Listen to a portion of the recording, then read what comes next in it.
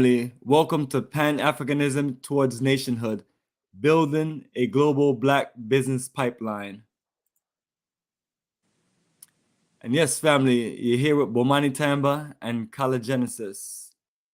And tonight we have another incredible topic like only we can do. The dynamic duo is back in town and back to hold our crown. You know what I mean? As the, you know what I mean? As the kings of Pan-Africanism, right? Pinnacle. Yeah, right. You know what I mean?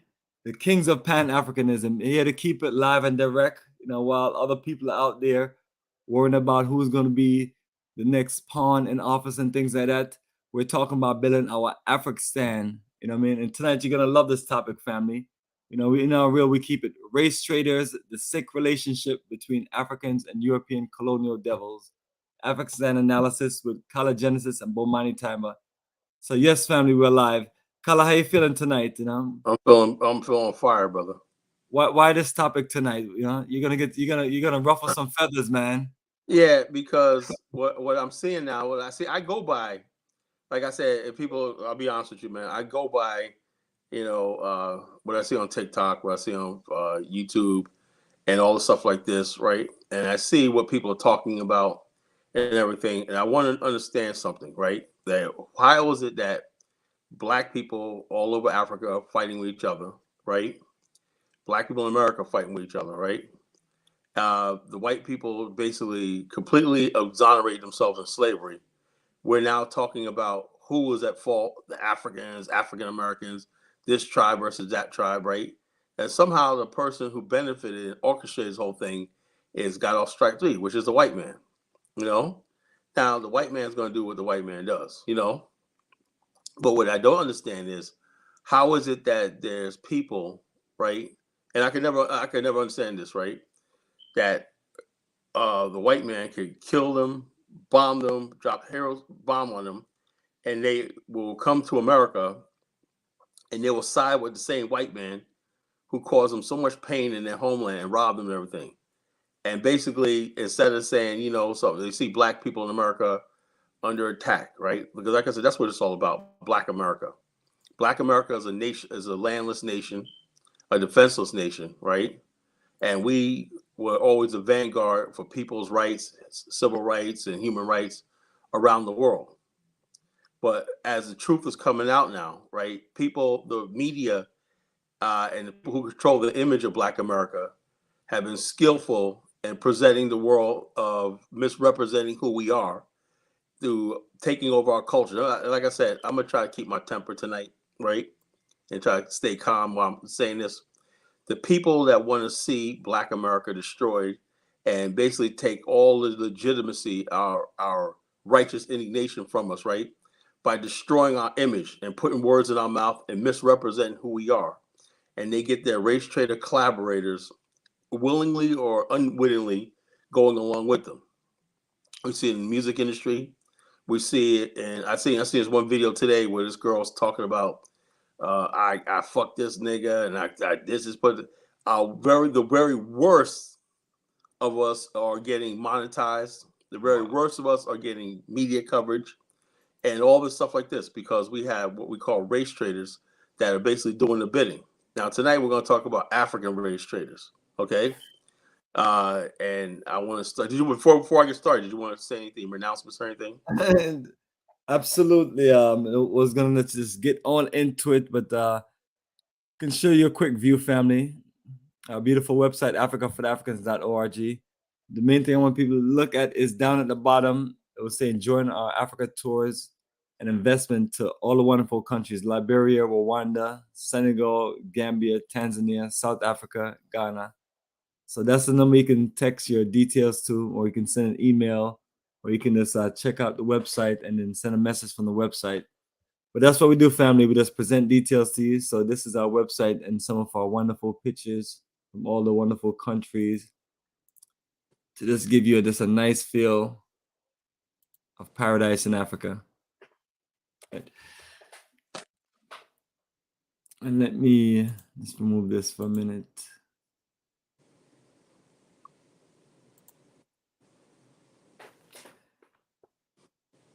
It's one of the things I'm always telling people. Once you go to our website, it's this full detail. So if you're looking for the Black Star Pan African Community information, it is right there on your homepage. And if you're looking for all other details as far as tours, it's right there on the left side, but also right there in the middle. And all these links just represent full details. So what I believe in, family, is presenting information. So that's what our website is there for. All the details that you're looking for, from overview, itineraries, general terms, preparation details. And then we have some social pages all over here on the left. So, and also, Kala, I gotta, later on, I'll send you these, I'll just click on these links and then just send you the actual link, and you'll be able to just post them around. But that's how nice it look right there. LinkedIn, Facebook, Instagram, Twitter, all of the favorite corporate operation that people love, right, Kala? So many people left your network and joined all these other networks, right? Yeah. You gotta join the network that if you want, you gotta go with the name you can easily trust. We're not saying we're number one. Oh, sorry, we're live. We're number 1, 2, 3, 4, 5, and 5. You got to go with the name you could easily trust. And that's what we do, family. Yeah, so since people love these networks, I'll make sure we put a whole lot of information on there so you can check them out. And this is our last journey to Africa. So we're getting ready to leave for Tanzania in literally 9 days. So you'll see more highlights on our YouTube page and Facebook page as we return from journeys, and we'll just keep on updating. But what we're looking for is more energy. Right now, the numbers have been down over the last 2 years, but now we have less restrictions for flying. Looking for more people to come back out, join the party, and let's build connection in Africa. And it's just, it's more than just fun, adventure, networking, and things like that. We have built a bridge and paved the way for the future generations to be able to just connect more, do better business, and we've been building our interaction. My brother, you always hear about these. As a matter of fact, you're the one always tell me about these.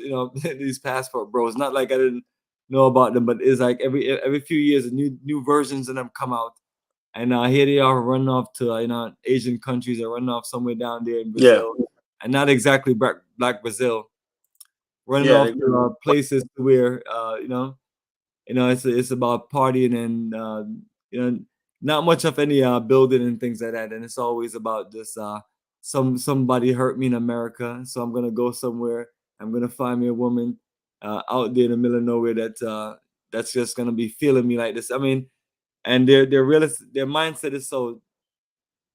I don't get their mindset because it's I'm just trying to be careful what I say on but let me try to put it in the best way. Because I've had some of these guys travel with me before and things like that. I mean, and some of them act like they've never been around women before and things like that. But and the reality of it is you can do your thing and enjoy your life and things like that, but you can still connect to the culture and still connect to actually just making some move. But if brothers are looking for some nice, wonderful sisters, connect to the beautiful, wonderful African continent. And if sisters looking for some nice, wonderful connection of brothers, connect to the African continent. And just a lot more options of people. So I'm telling people, if you feel like where you are is a minimal amount of brothers and sisters, because you go to some states, it's like very small percentage of black folks there, period. Much less actual bachelors or bachelorettes. So that's what I want to share with people. But I'm not trying to have people come on a journey to be doing sex tourism, because that's not acceptable, not cool. And what you do is your business, but and then no predators and things like that. Telling people, to be respectful where you are, because somebody was calling me and asking me a question about how something work international. I was like, yo, brother, the best thing to do whenever you travel anywhere is follow the laws of the country and things like that. Just be respectful to the higher self. I don't know why people feel like when they leave, to certain countries, it's like, it's like a free for all. You can just do whatever you want to do. Don't get yourself caught up in the wrong country, man. Oh yeah, folks will hem you up, man, and don't be out there doing things. you're not supposed to be doing. So I tell people, just travel with us and follow the flow. We go out, we have good social nightlife and things like that. You know, you meet someone nice, you connect. You know, it's all good. You know, social world. But this and you tell people this. Some countries don't follow certain certain alphabets and things like that. You know what I'm saying? So Yeah. don't get yourself in trouble. You just try to just put honest information out there and tell people. You know what I mean? Because regardless, you want the world that you're going to and things like that to be peaceful. You don't want to be going somewhere and people like, yeah, man, them people whenever they come into the country they're just disrespectful and things like them people like, yo, how do I get into them categories? You Yeah. want to be like when you went to Liberia, I went to Ghana and went to other countries. You just feel welcome at home and things like that. So you tell people don't bring their foolishness and things like that because all countries have laws. Some people think. I mean, I can't speak for all countries, but all countries have laws. But some countries, the laws work a little different. So the best we could tell people. But beyond that, family, that's why I show you our wonderful tour energy of how we travel, move around, and it's a process of educating people as far as this connecting to the roots, the culture, understand how things are in our country. And if you roll with us, you kind of just follow and see our movements and things like that when it comes to whether it's negotiating or whether you see how people are and things like that. But highly recommend that. Because I'm hearing too much people going to this Asian country and this country and things like that, and it's like, what a group of brothers need to be going to Asian countries for. I mean, Yeah, or the Netherlands and stuff like that.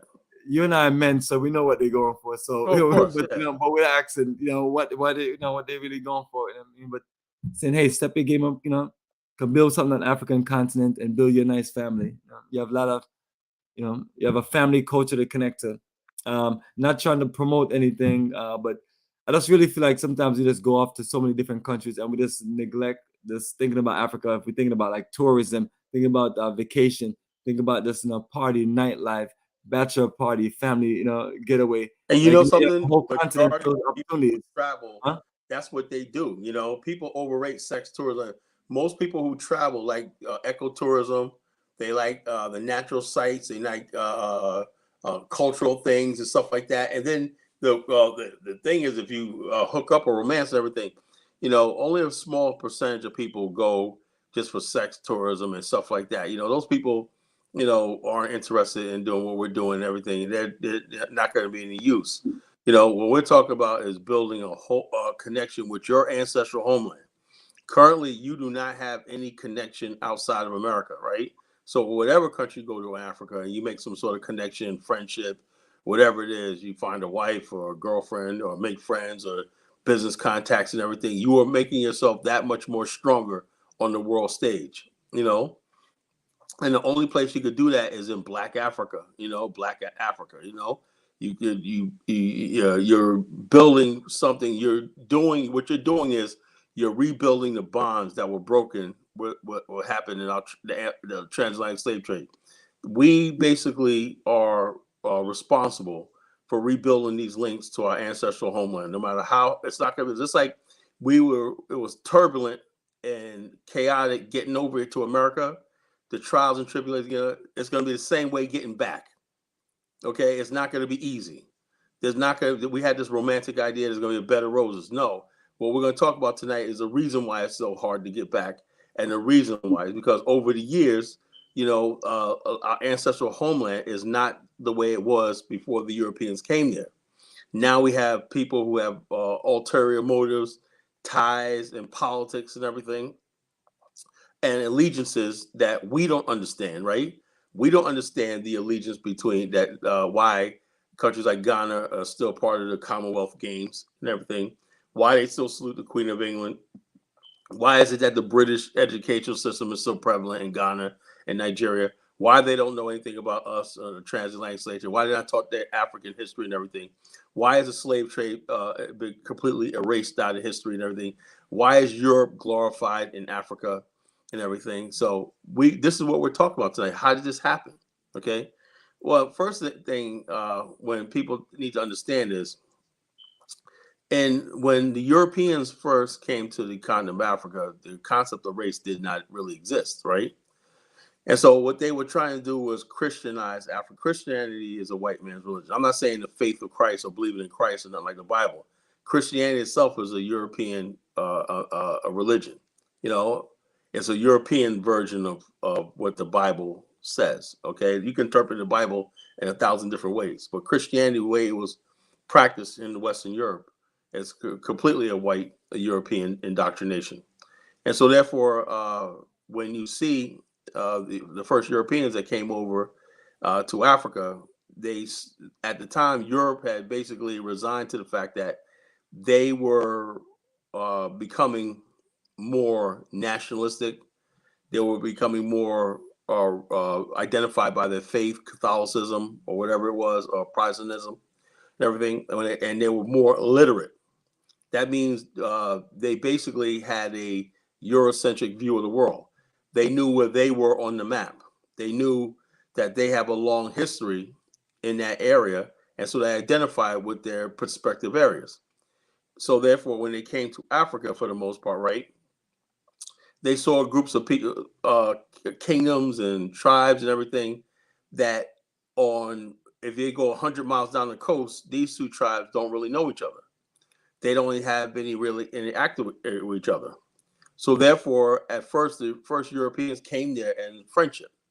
They would engage in trade, and some Europeans in the 1500s married African women. Okay, all along the coast of Africa, it wasn't uncommon for European merchants and everything to take African wives and have African offspring. That's all over the coast. And so, therefore, as some of these people, some of these children or the offspring were brought back to Europe, and that's what we call the. They have different names for them in Spain and Europe and everything. And so, therefore, England, the people, the descendants of these people lived in Lisbon. In fact, at one time, half the population of Portugal was black. People don't know that history.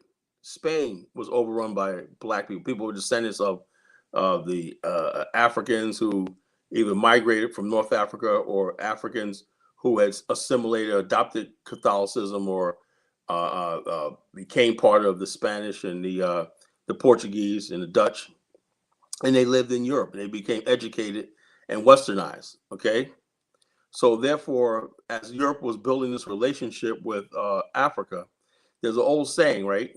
They said if you stick 1,000 needles, if somebody sticks 1,000 needles into into an elephant, right? And one needle into an elephant, that little blood won't do anything. But if you stick 1,000 needles into that elephant, 1,000, a million needles, that elephant will bleed to death. And this is what happened in Europe. Africa didn't see anything wrong with one European with a fort on the coast. What's the big deal? They didn't see the big deal with a few Africans that were prisoners or debtors taken to a thing. Said, well, a few people leaving, okay.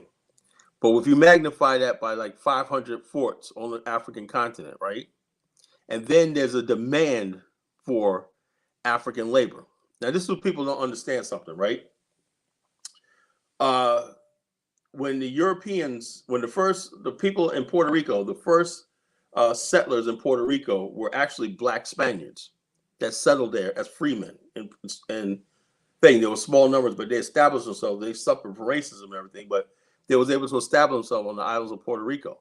Okay, they were black men who sailed on Spanish and part of the Spanish conquistadors.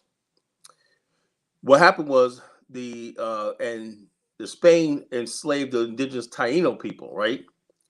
And what happened was the Taínos population had died in such large numbers, right? That local friars that came there and saw this said, you know something, what we're doing to these people is wrong. So therefore, they outlawed slavery against the Taínos. And then what happened was the merchants and everybody in the islands and everything said, what are we going to do for labor? And so therefore, they turned to Africa for labor. And this pattern happened with all the European powers. They turned to Africans because one, the Catholic Catholic monks and the Catholic priest or whatever, the Pope, whatever, said Africans had no souls.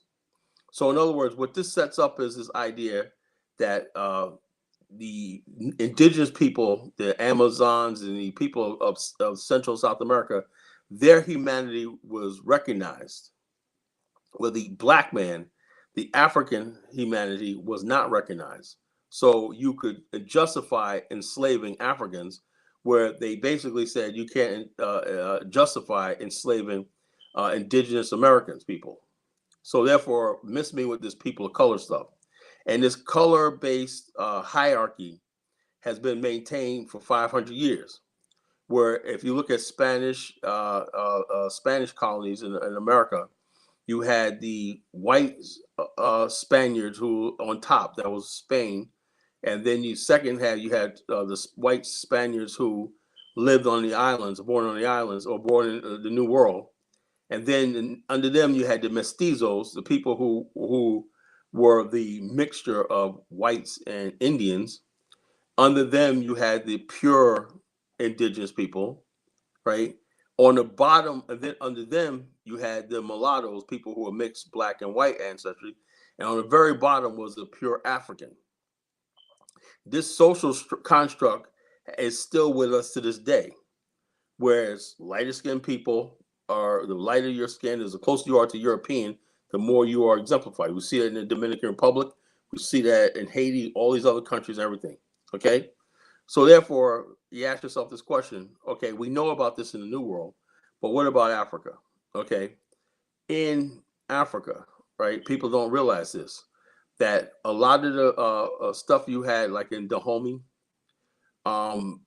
there was a lot of people that were Dahomians, whatever in the kingdom, right? But they're really Europeanized, Negropeanized, or Europeanized. Many of the people in Dahomey were mixed race people. They were educated in France and places like that. They went back there, and because Africans didn't have any concept of race, right? And we are welcoming of strangers.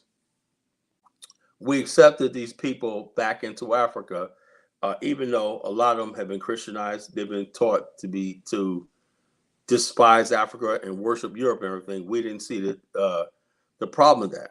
The problem was a lot of these people that were educated, that were taken out of Africa and sent back, right, did the bidding of the Europeans. King Peter in Liberia, right, his son, when our ancestors settled in Liberia, his son was educated, was being educated. People think that these people on the coast weren't integrated in the world. That's not true. A lot of Africans over the years, for like 200 years, were traveling to Europe, were getting educated, were basically knew. There was not this idea that Africans were just stupid and ignorant and everything.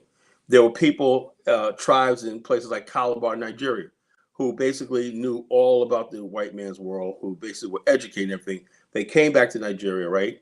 And they became partners in the European exploitation of Africa. Okay? And these things, basically, these relationships still hold to this day. And so when people basically get on here and you got people who talk about their kingdom and their people, their tribe and everything, let's talk about that tonight, right? Let's talk about the Yoruba. Let's talk about all these people who engaged in the slave trade, who basically did the bidding of the Europeans for hundreds of years, allowed millions of people. There was never been any transatlantic slave trade without the full cooperation of certain Africans on the continent. That's the truth. Proof of which is during, even Queen Nzinga was involved in the slave trade, right? She felt threatened by the Portuguese presence on the coast. And so therefore she went to war. She was more in favor with the Dutch. So she went to war with the Portuguese to end the slave trade because it was threatening her kingdom. And what she did was great, was she made the Africans who were afraid of the Portuguese on the coast more afraid of her. And that's how she was able to prevail. She made the people who would be intimidated by the Portuguese cannons and guns to comply with the Portuguese demand for slaves for Brazil. She made them fear her more than they feared the Europeans, than the Europeans. And that basically is the reason why she was able to prevail. And later in life, she basically gave up and she became Christian herself. And I think she ended up migrating to Portugal, whatever like that. That's another story. But the main thing is the point was made, right? The Portuguese were destroying these powerful kingdoms in the Congo and everything, and she was the one who stood up for it, stood up to them. Same thing with Shaka Zulu, right? Shaka Zulu was more feared. The Africans had a choice. You basically fight against the Europeans or you fight against Shaka. They feared Shaka more than they feared the Europeans. And so when it's that situation, then the tables turn. But look in West Africa, right? There was nobody basically pushing back on the slave trade or the Europeans. So the Europeans had all this power influence on the coast, which kingdoms would basically supply the Europeans with slaves for trade, because Africa was a trading system. You have to have trade. Trade is the lifeblood was African societies. Africa had a 60% urban population. People don't realize that too. African societies in West Africa was 60% urbanized. That means people lived in big cities like Oyo, Benin City, Ife. Okay, so all these cities were big cities on the coast of Africa, right? These cities relied on trade and commerce, right? And because the trade and commerce coming from the trans-Saharan slave had dried up with the fall of the Songhai Empire, right? The next trade that can get African goods into the African markets were coming from Europeans. And at first, the Europeans wanted gold. Then they wanted ivory, right? And then what happened was when they found out that the markup on human bodies was worth 10 times more than gold. In other words, a ship full of African captives, right, had a 7,000% markup. You can make your money. And so that created this demand. So Africa was basically pushed into a global system, which the demand for human bodies was was the ultimate pressure on Africa. So they had two choices: either you go along with this and stave off you being captured and conquered, or you risk fighting against them. Now, here's the thing: the difference between and as I studied history, right? I said, what happens usually when history where an enemy from far away comes to an enemy near you? Everywhere in history, right, except for Africa, a couple things played out. For instance, when the Mongols threatened the Han kingdoms and everything, the Han people of China, right, tribes and kingdoms united together because they saw an external threat. They put their differences aside. Same thing would happen when there was an Islamic threat in the Middle East, right? Different non-Islamic people band together against the Muslims onslaught. When the Persians tried to invade Greece, right? You all seen that movie 300.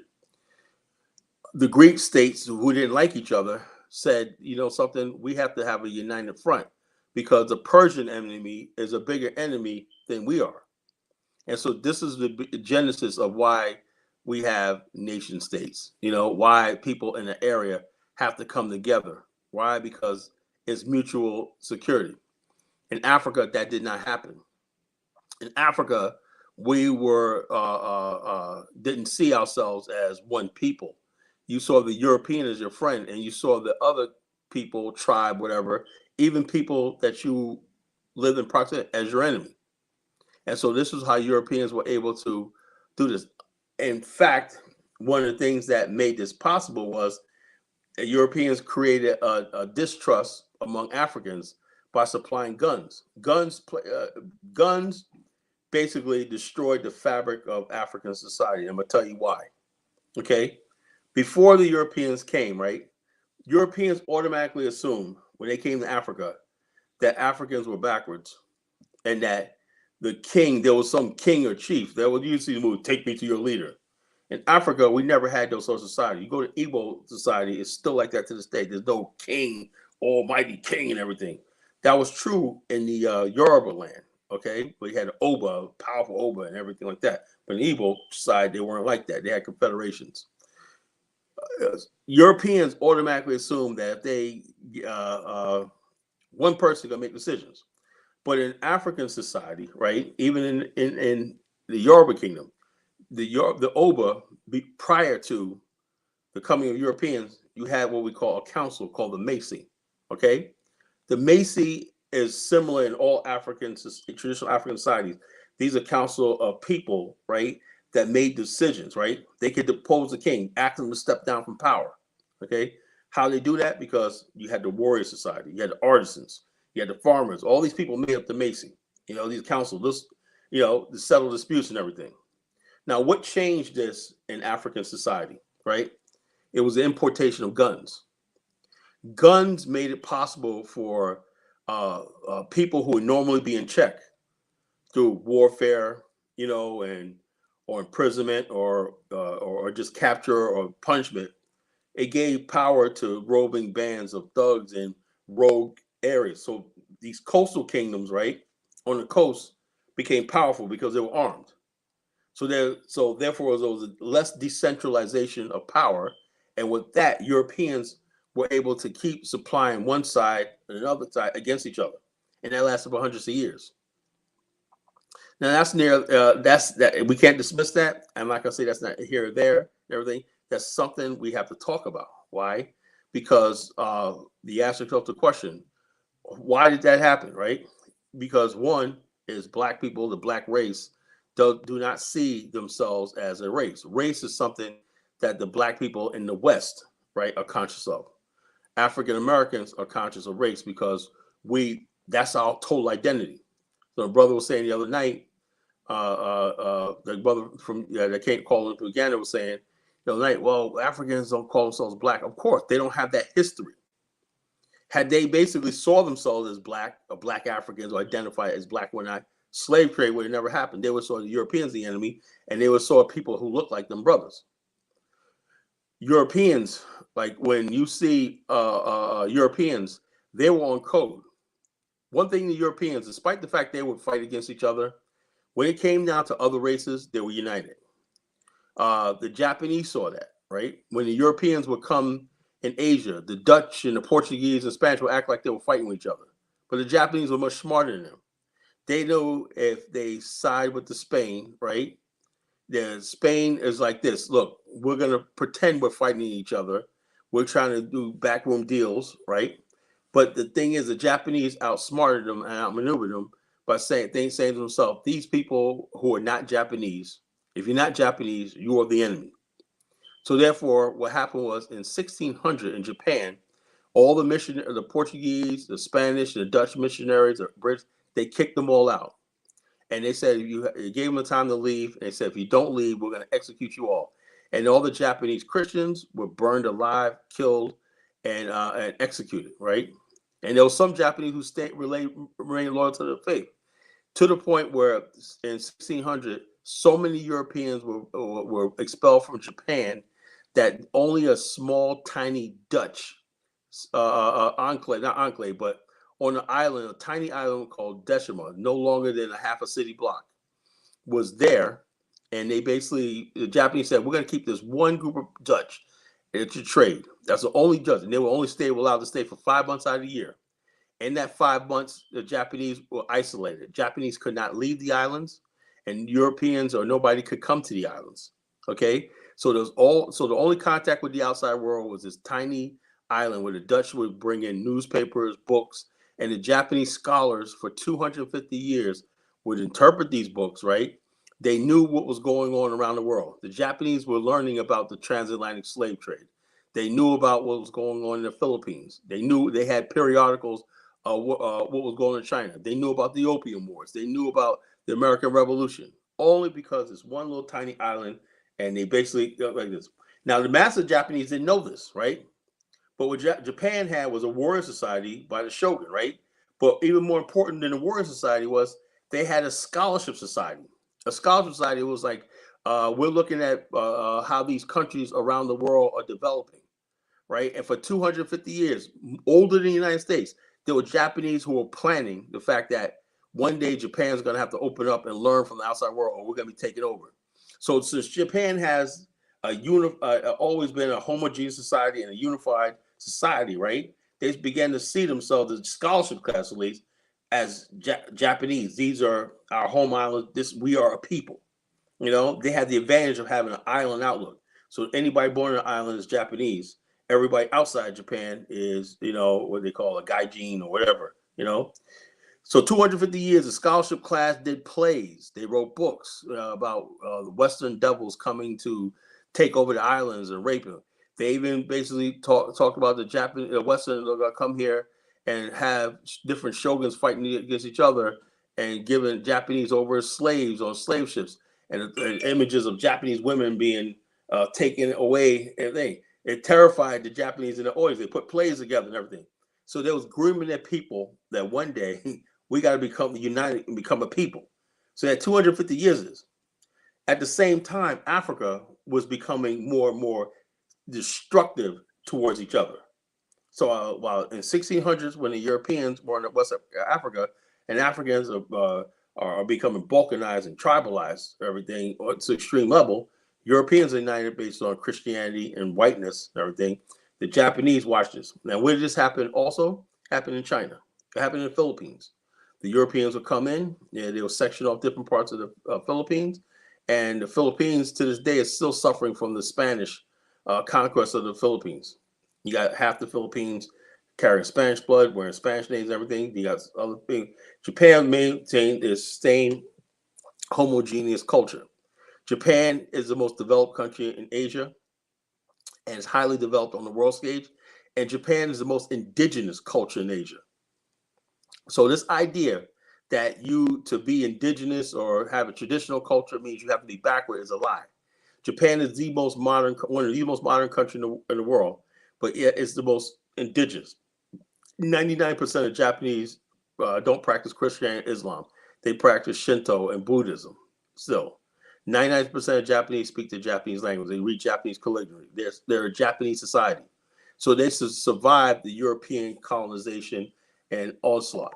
And so therefore, and also you didn't have Japanese societies, and which I'm going to talk about, marrying into European culture. So in other words, what happened was during the Habsburgs in Europe, where royal families and you got the Tudors and all these other people from the elite societies in Spain, Portugal, the Netherlands, and England, everything, and Austria, and all these other places, Hungary, the elites married into the societies and everything. And basically the people were just peasants or commoners and everything. And therefore there wasn't a sense of nationalism, because that was during the Habsburg dynasty in Europe. Now, in contrast to that was this French Revolution. I think people should study why the French Revolution was so successful. Okay, well, the French Revolution was the fact that you had a lot of people who were just becoming Frenchmen, right? It was something new. I'm a Frenchman. And so they lived in cities like Paris and all these other people in French, and they became Frenchmen. But the whole thing is, how do you manifest that, right? They want a nation. They want to build a nation and everything, but there's rapid poverty and corruption and everything. On the top of the French society, you had the French aristocracy and elite, who they thought were, they unknowingly didn't know that that's just the way it was. Nations were just thrown together and everything. So they basically believed that there was a French society, and they believed the French aristocrats were traitors because they were in bed with the British. And so you had the French Revolution, Marie Antoinette was executed and everything. And then after that, you had a guy named Robespierre had the Reign of Terror. In other words, basically, the spirit of the French Revolution was that anybody who's against the revolution will go to the guillotine. So the mere suspicion that this person, you're against the revolution, will send you to the guillotine. It was called the Reign of Terror. So in other words, what came out of nowhere, let's have a revolution, let's become Frenchmen and everything, right? They weaponized it to terrorize people who weren't even against the revolution, but it basically created a sense of nationalism in the French, that still lasts to this day. The reason why French have such a great welfare system and everything goes back to this era. Then you had the Napoleonic era, right? the French said, okay, after the reign of terror, and French said, you know something, this could happen to any of us. And again, the people start suffering when they're going to accuse us of being elitists and selling out and everything, like they're trying to do the Paul Kagame thing. And if people are angry and hungry, mob rule will take over, and we could be on that guillotine. So what did the French do? Okay, well, we're going to start giving people something to be proud of, right? We're going to basically get land overseas. We're going to go to Africa. We're going to go to Asia and everything. We're going to make these people into French. We're going to spread the French culture all over the world so people can be proud of being French. So somebody who's a baker or somebody who's a street sweeper could say, at least I'm proud of being French. I'm part of the French Empire and everything. You see how it works? And so therefore, they keep the people placated. This is why France needs Africa the way it is. Because if France loses Africa, right? And then the people in France are like, what else do we have? They're going to turn on the French aristocracy as they did during the French Revolution and the Reign of Terror. Because without Africa, all these countries in Europe, without somebody to feel like they're superior to. Belgium, right? Belgium is a backward country. There's no more developed than the state of Rhode Island. You can call Belgium the Rhode Island of Europe. But it has all this power in the Congo. It basically controls the Congo. A little tiny country. King Leopold was an illiterate, an idiot. But he has all this thing. Why? Because, like I said, in the Congo, right, Patrice Lumumba, they killed Patrice Lumumba. But I think he spoke too soon. And they put in Mobutu Sese Seko. Okay? And how did they do this? Because they profiled him. They found out that, this guy wants to be rich. He wants to be in power. So we're going to give him that. But he's going to do our bidding for us in the Congo. I just saw yesterday, right, where rebel groups in the Congo are openly calling for war in the DR Congo. Now, we just established a gold bullion bank and everything. And now you got rebel groups in the Congo talking about war. Why is this happening? Why is that every last single country in Africa is still going through the strife and everything? Why? Because we haven't looked at the real problem. The real problem is the European presence in Africa, the colonial, the presence of whites in South Africa. They're also responsible for this, right? Because the whites in Southern Africa are working together with the whites in the Congo, the whites that live all throughout the continent, they're all together, right? To keep Africa poor, unstabilized, tribalized and everything. Because the thing is, when you see somebody who are always trying to make a difference between Black America, African Americans, and continental Africans, when somebody tells you as a son of Africa and an enthusiast of Africa that you're not African, that person is a race traitor. And I say, well, I don't believe in the concept of race. If you don't believe in the concept of race, then you are a race traitor, because the world is all about race. The Asians have figured it out with the Bandung Conference. The Africans have yet to figure it out. That I was talking to a guy the other day. He said, well, Africans, we see Pan-African just some place to come together and solve problems. No. When you say Pan-African, that means we believe ourselves to be a race. That it's not just solving problems. It's not just working on mutual trade while we basically sitting on little fiefdoms and let do whatever we want. It means that we are a race. That means you put your race first, and anybody who's not Black, that's just the way it is. We have a hard time basically excluding anybody who's non-Black. And we basically want to embrace everybody else. We're the only group of people, race of people on this earth, who basically will let other races, we won't let another Black person rise in our midst, everything. But a white person comes in, they can say, oh, my kids were born in Namibia. They're Namibians now. Oh, my kid, I was in Botswana. I feel like I'm a Botswanan. And they'll be, oh yeah, you're a Botswanan. I'm a Mozambican, Patricia Hines Carey, remember her, John Kerry's wife, and the guy that ran for president in 2004. She was, Yes. They were calling. I remember I had an argument with this white guy, right? He was like, "Oh, but she'll be, if he wins, she'll be the first African American first lady." I go, "How's she African American? She was born there. She was from the Hines family, right?" And John Kerry married her, right? I said, "She's Portuguese. She's white, but she was born. She was born in Mozambique, so she's African American." No, And this is what happens, right? When we basically co-opt these people into our race, into our culture and everything, and we have no boundaries. We have no boundaries, we have no borders. Because in order to do that, you have to have power, strength. You have to have some sovereignty and power over who you are. And if you don't believe that, then you are a race traitor, you know? And it's coming down to the fact that, like I said, we have to teach Black people how to be like racist, you know, in order to survive. You know, white people are not going to give up being white. They're not going to disappear into obscurity. The white man's always going to be white. He loves his culture. He loves his race. He loves his heritage. Now, what they tell you on television, you know, what they tell you on television, the Jew is not going to stop becoming a Jew, you know, because he basically going to make you bend to the stick if you challenge him. Look what they're doing to Kyrie Irving, you know. The only group of people who basically want to sit back and be like in the by and by and, oh, no, race and everything. Let's get back to the game now and everything. I think that's dying out. I think a lot of Black people are tired of this, you know, and it's to a point now where it was completely unnecessary. If we basically were like other groups of people, we would be much further. But we're not like other people. What we do is basically when people start talking about this racism, oh, I think she should learn from her behavior and that we all got to get along. Maybe we don't want to get along, you know? How about that? Maybe I don't want to get along with people.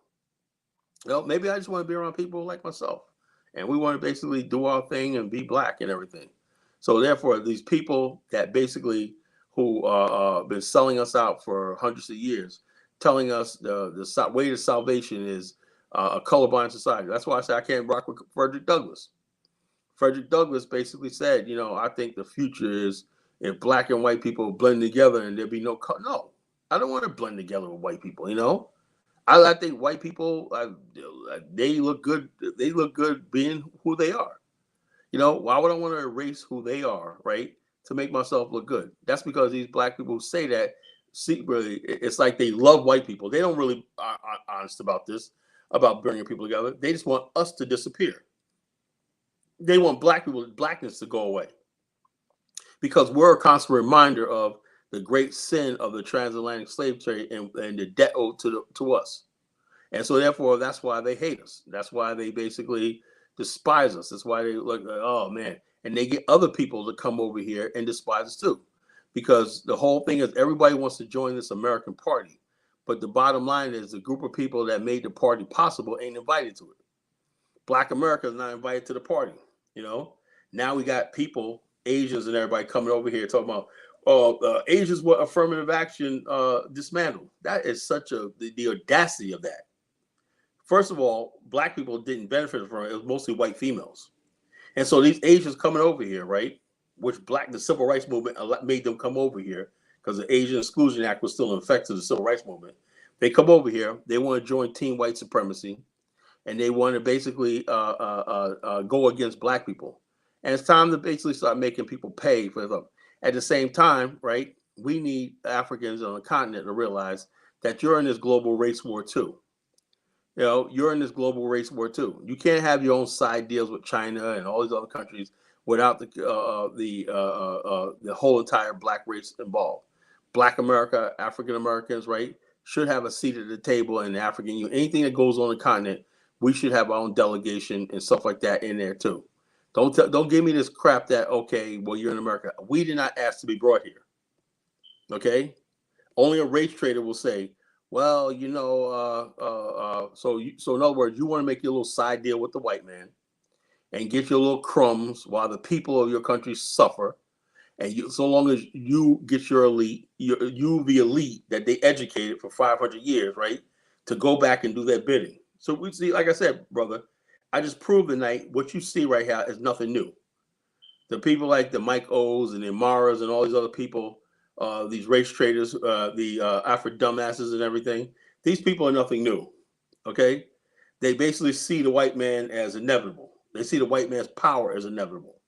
They got all kinds of minerals and everything squashing up between their feet, but they don't have the intelligence to say, what do we need the white man for? We can have this for ourselves.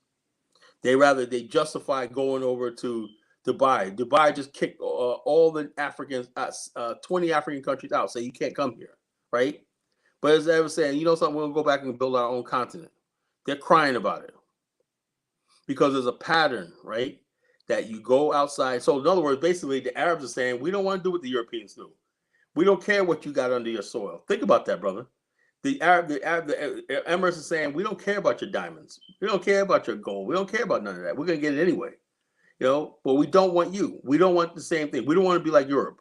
We don't want a bunch of Africans running around our streets and everything. We don't want to try to assimilate you. Did you see the thing where in France, where a black member of parliament, right? Some guy yelled out, "Go back to Africa." That happened the other day. Did you see that? Bomani. Well, the other day, a member of parliament. I'm sorry about that, man. No, I didn't see that. And then the guy said, "No, I wasn't talking about." They were talking about black immigrants in the country, right? And some French member of parliament said, "Go back to Africa." And the guy was born in France, right? He said, "I was born here." He's a member of parliament, right?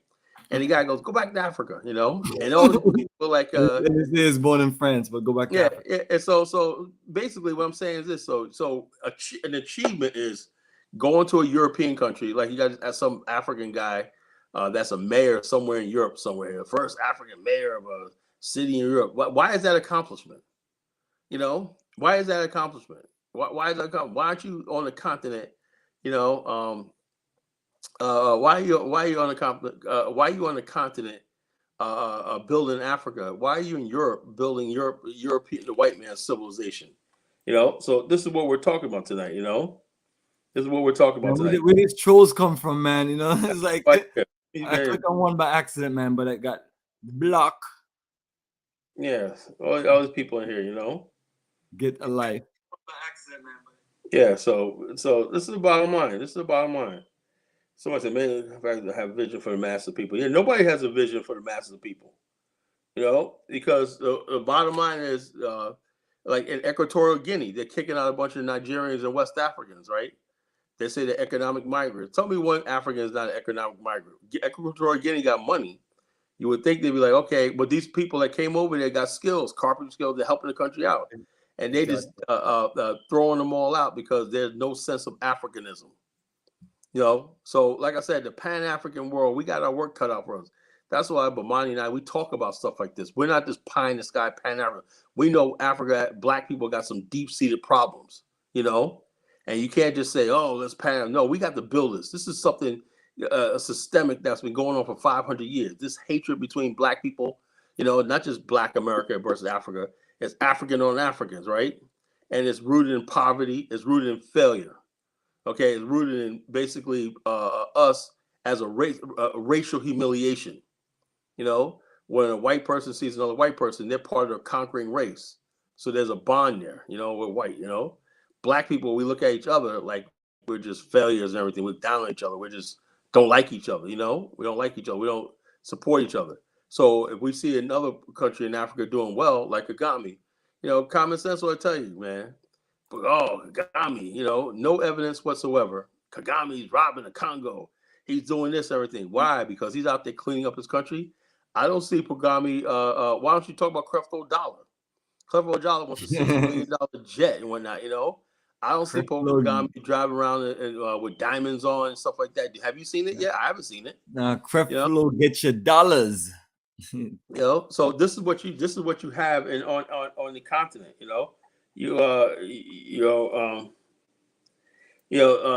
is what you have on the continent. When a country's doing well, whatnot, wow, man, these people, it's like what you call Botswana's doing well. You think people be like, well, Botswana's doing no, they take snipes of Botswana. What about the Bushmen up there? The Bushmen, they love the bush meat. Yeah, I said, what about the Bushmen? They wanted the Botswana government said we'll give you education, everything. The Bushmen don't want it. They want to throw spears at giraffes and whatnot, And they say, yo, you got to come into this century, And they're like, oh, protect the Bushmen against the indigenous. So another thing is this idea of who's indigenous, who's not. All African black people are indigenous to the continent. Let's forget about these so-called European borders. All black people are indigenous to the continent. So you have a right to be in any country you want to if you're black. That's why I agree with Julius Malema. All this nonsense about, well, these people are not us and everything. Okay, I get you might want to have your ethno stuff. But the whole thing is if somebody basically is black that person could assimilate into your culture. Now, if somebody can assimilate into your culture, right? I want to know why. Because people always tell us, we got to go over there and assimilate. But okay, if you got somebody that's been living from, let's say, from the Congo, living in Tanzania for 15 years, right? He's doing this thing. Why are you guys so against him? Isn't he assimilated? Isn't he assimilated? He going around there. He probably got a Tanzanian wife. I saw that a couple of years ago where you have these South Africa, these people from the Congo. That's another thing about this. People think black people in South Africa are advanced. Not really. There was people from the Congo coming there a couple of years ago, and this guy said, "I'm a doctor," right? He said he was practicing in South Africa legally because he couldn't get a work permit. And South Africa is hard up for doctors. But instead of basically reaching to these people and saying, okay, yes, here's your doctor's certificate. We need doctors, right? This guy said he was selling oranges on the side of the street in Johannesburg to feed his family. Now, it's a man with a family, a good man. The guy sounded like a good man. And I said to myself, man, I said, we build the Afrikstan one day, man. I like to reach out to a brother like that and say, brother, you'll see paradise. Let's build this. You're African and you want to build, you got a family, you seem like a decent man. You come and join us. That's the difference between us and all these fake ass Pan-Africans, these fake ass people up here. I will embrace any black man who's of black African descent into our fold. I don't give a damn where you came from, what your circumstances is. If you want to be part of us and you believe in black African infrastructure and building this black world, you're with us. Because I know for a fact of the matter is when we build that nation and everything, people will be loyal to that because they're like, what do you got to lose? You want to go back to talk about your country where it's all tribalized and everything? People want to be part of this black society. Liberia proved that, right? People wanted to come to Liberia. Why? Because it was a black society. People didn't have to worry about their tribe or their background. All they had to do was be black. So this is why it's important. And the people who are against this are the people who got these ties to Europe, these race traders. They got ties to Europe. They want to keep tribalism. They want to keep ethno strife and religious strife on the African continent because they survive in this attitude. If you got your one group of people that's in power, that's sucking all the wealth and everything, and all they have to do is satisfy the European or the Chinese, whoever masters and everything, they stay in power, and the people on the bottom have no future. You heard Amara said, the Africans don't need much. Now, how do you know that? How do you know some 12-year-old might be thinking about being an aerospace engineer? So you're gonna rob him of his future because you're next in line to be some king of some freaking shithole kingdom somewhere in Sierra Leone?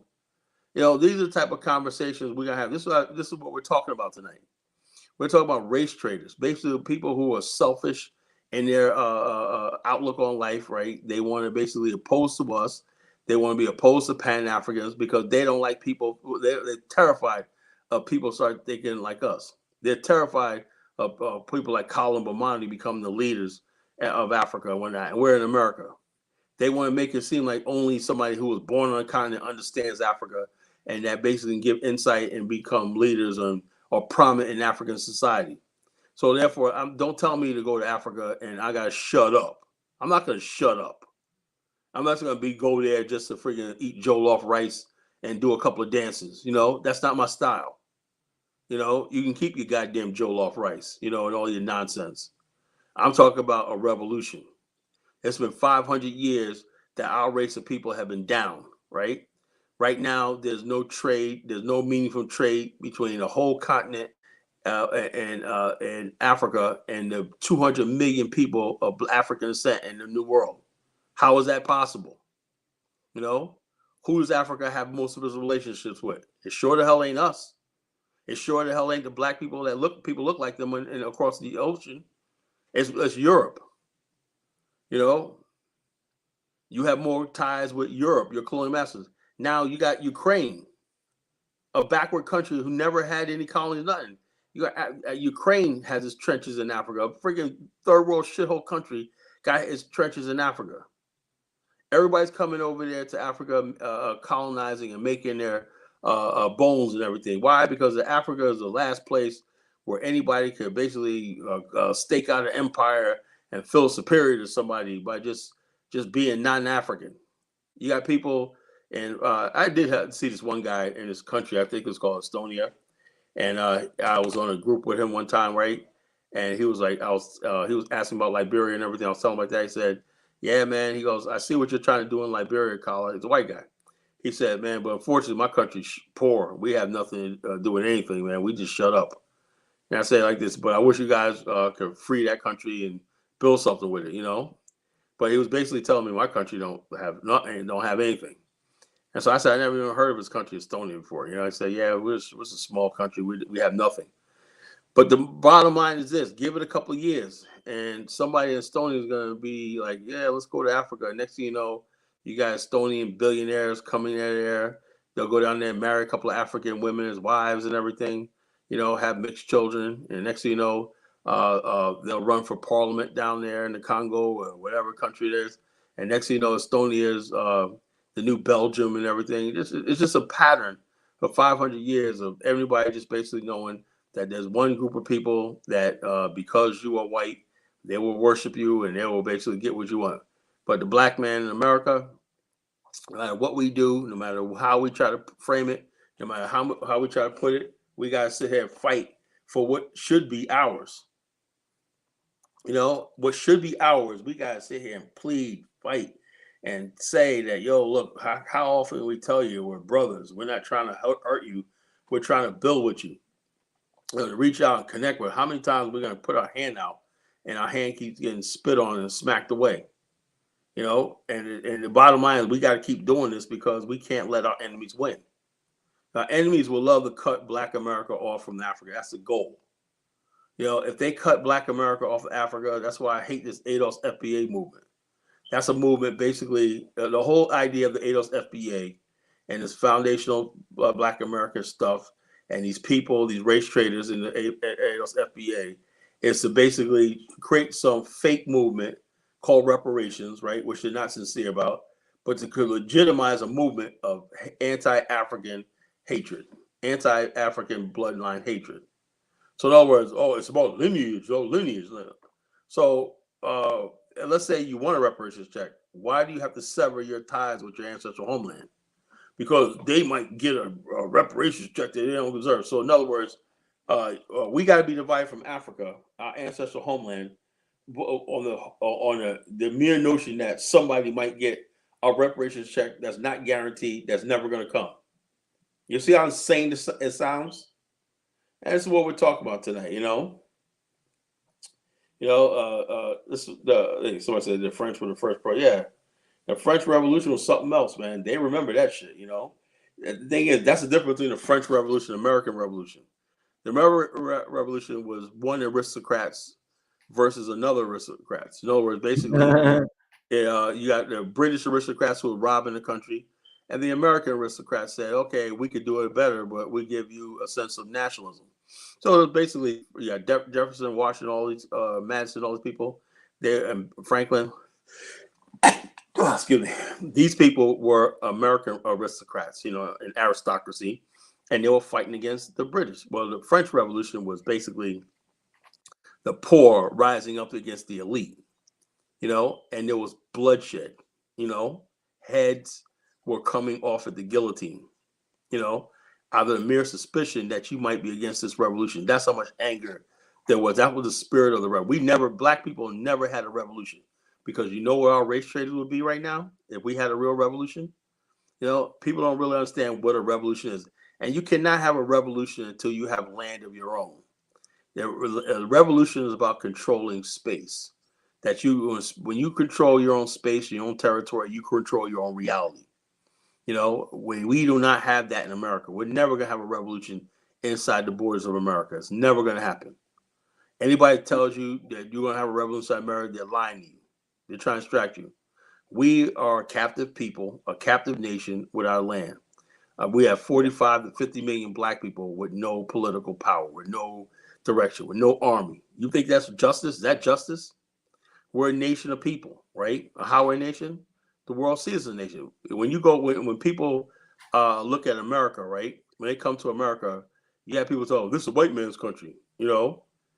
Really? I thought if this is the thing I hate. people on one hand will, when you say I want a nation, you have a nation, America. But yet, all the stuff, if this was my nation, we would never need a civil rights movement. We won't have to worry about police brutality. We would not have to worry about race relations.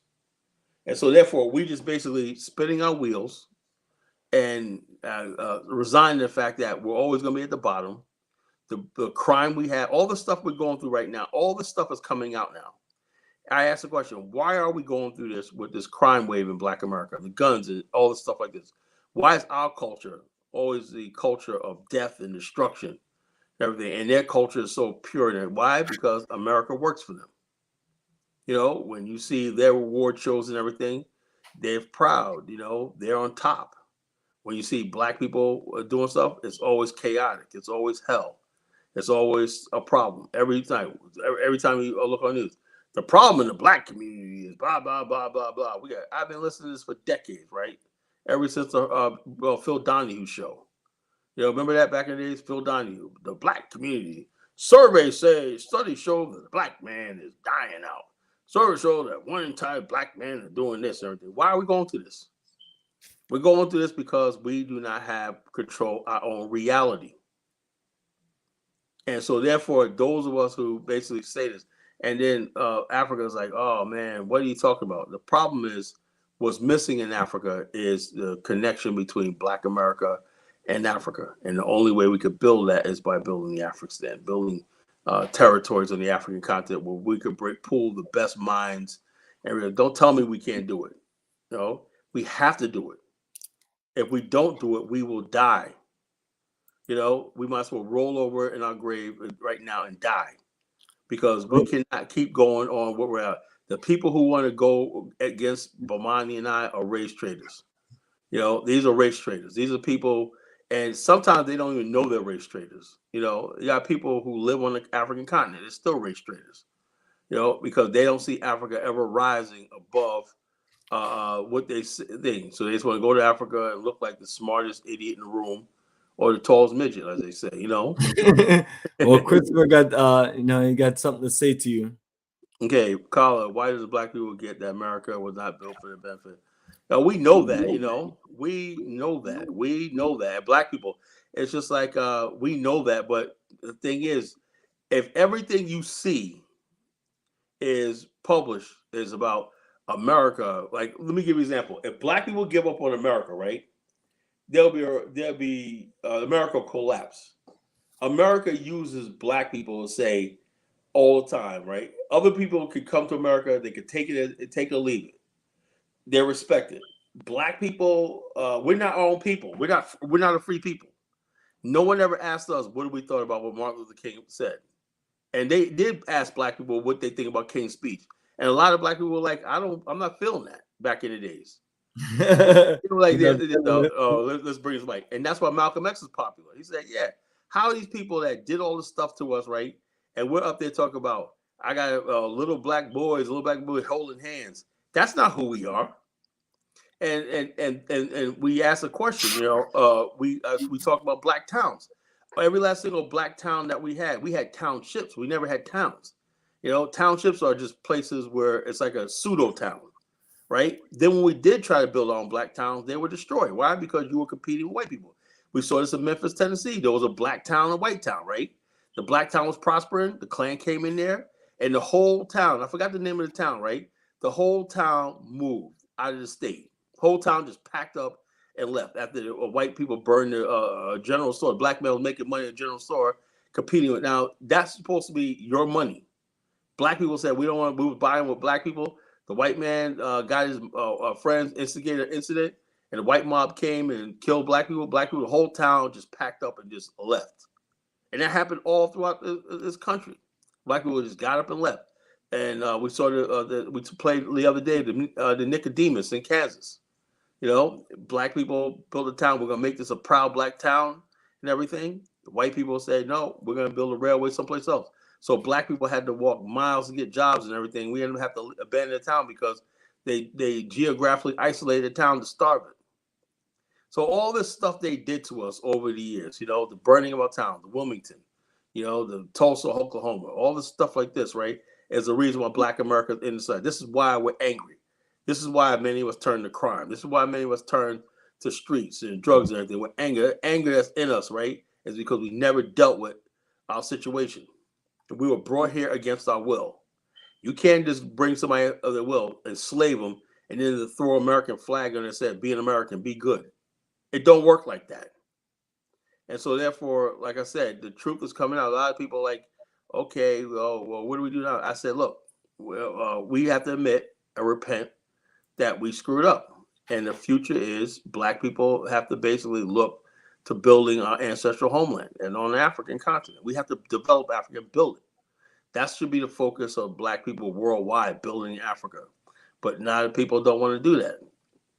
People want to go to Dubai, people want to go to Europe. People want to go to Australia. We want to go every place but building our ancestral homeland. But where the Asians at? The Asians are building futuristic cities, futuristic Chinatowns, high-tech stuff like all over the world. Look at the Arab world, right? They're building cities like Dubai. You got Mumbai in India and all these places like this, these fantastic cities. Where's the Black man's version of Dubai? Where's our great cities and everything where we're doing international business and trade? Yeah, Echo Atlantic in Nigeria. Yeah, but it'll be like 100 years before it, because they were not really serious about Echo Atlantic. Echo Atlantic was never a Pan-African project. They thought they were going to build something, and people would come there, but they don't understand the white man or whatever like that. They got options. If you got white billionaires and everything, and say, "What the hell I want to live around Black people?" Do they get that? Do they understand that? The white man's not going to basically leave Zurich and all these other exotic places, Switzerland, to live in a Black Africa. And nor should he. The Asians most comfortable in Asia. Sometimes you got Japanese live all over the world, Asian, but for the most part, most people are comfortable living where they're the majority. We're the only group of people, the Black people in America, Black people in general, that's okay with being the ineffective minority. Now, white people could be the minority in the country, but they're always the effective majority, such as South Africa. South African whites are in every facet of the country. They're in the power, the media, and everything. So they're the majority of people in the professions and all stuff like that. So they are the effective majority in South Africa. Even though inside the borders of South Africa, the Blacks are the political majority, but the social and the economic infrastructure of South Africa is controlled by whites or dominated by whites. And so therefore the Black man has to settle for integration, colorblindness, rainbowism. That's what the Black man has to settle for. You don't have a Afrikstan, a Black African nation state, where top to bottom is controlled by Black people. We need that. We need an Afrikstan. We need a nation state, a state. And we need to build Afrikstan. We need to turn these Black countries into African states. Until we build those city states and everything and transfer Africa into industrialized, powerful nation states and everything that could militarily, politically, diplomatically control its own destiny, we're always going to be in the situation we're in right now. And the fact that the people who can't see this are the people who basically have been sponging off the West and everything. They're trying to always trying to one up on Black America. I love Black African Millennial today. Yeah, she did a show today. She was like, she's tired of. She was listening to the show. I don't know if it was Kaiser's show, or whatever. And the whole time, all they did was talk about Black America, African America, Africa. And she said she's tired of it. She's tired of Africans basically talking about Black America and African Americans and everything, And so therefore they see nothing in what the white man's doing and everything, but everything is always Black America, Black America, Black America. Chris Brazen said, Kala, Brian, thank you for your work. I noticed that a few people speak of reality, Black and worldwide position. I see it in the show, but they seem to avoid admitting. The bottom line is pitiful because we don't want to admit it. We keep lying to ourselves about our situation. We keep lying to ourselves. Where is the Black man's bank? Global banking system. Where is the black man's industries? Where is the black man's military that can defend them? Where's our Navy? Goddamn, where's our Coast Guard? You got a little Chinese or Vietnamese fleets robbing Africa's fishing grounds right now. All you have to do is pay, give an envelope or a couple of $100s to a local official, and they'll sell you their mother. You got people in Gambia complaining about Korean ships stealing their thing. And I'm saying, well, why don't you modernize your fishing fleet, right, so you can compete with them? They're coming there selling you your own fish in your own waters. Same thing going in Nigeria, importing tons and hundreds of millions of tons of fish a year from their own waters. It's a shame. Ghana's worrying about the CD crashing. Why are you importing all this chicken from Brazil? Why aren't you not growing your own chicken poultry farms and everything? You got KFC in Ghana, and who are importing chickens into Ghana instead of growing, creating your own hatcheries in Ghana. It's all this stuff because we like being seen and we like European praise. Oh, Ghana's going on the right track and everything. And the whole time, like I was telling somebody today, I forgot what I was talking about. Well, that's how I might have been telling you. Ghana basically. A special comment for you. Oh, this is what I'm talking about, the race traders. Race traders. Race traders. The race traders will be in here, let them call. Let them call in. Muhammad, call in. Call in the show. Click on the link, man. You can rumble with the Kala Genesis, I eat race traders for breakfast,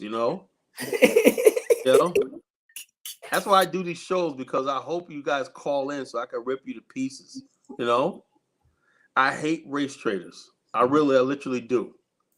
I don't know who I hate more, white racist devils or race traders. I don't know which worse. Race traders are the worst. Race traders are the worst, Yeah. And you're only lucky we don't have the power. We ever had the power. Lord have mercy. When we have our nation, man, a race trader is going to be like live in fear. They're going to live in fear. Race traders are going to live in fear. They got in their worst dreams, they're going to think of ever betraying us. Now race traders come out, they're bold with that shit and everything. They're like that. Yeah, we are a black race. Oh, the Aryan. No, we're black race. We're a black race. Yeah, that's right. We're the black race. Mm-hmm. That's the other thing. The Aryan. Yeah, at least that's the one thing the white man got right. He believes in race. Yeah, I believe in. I believe in race.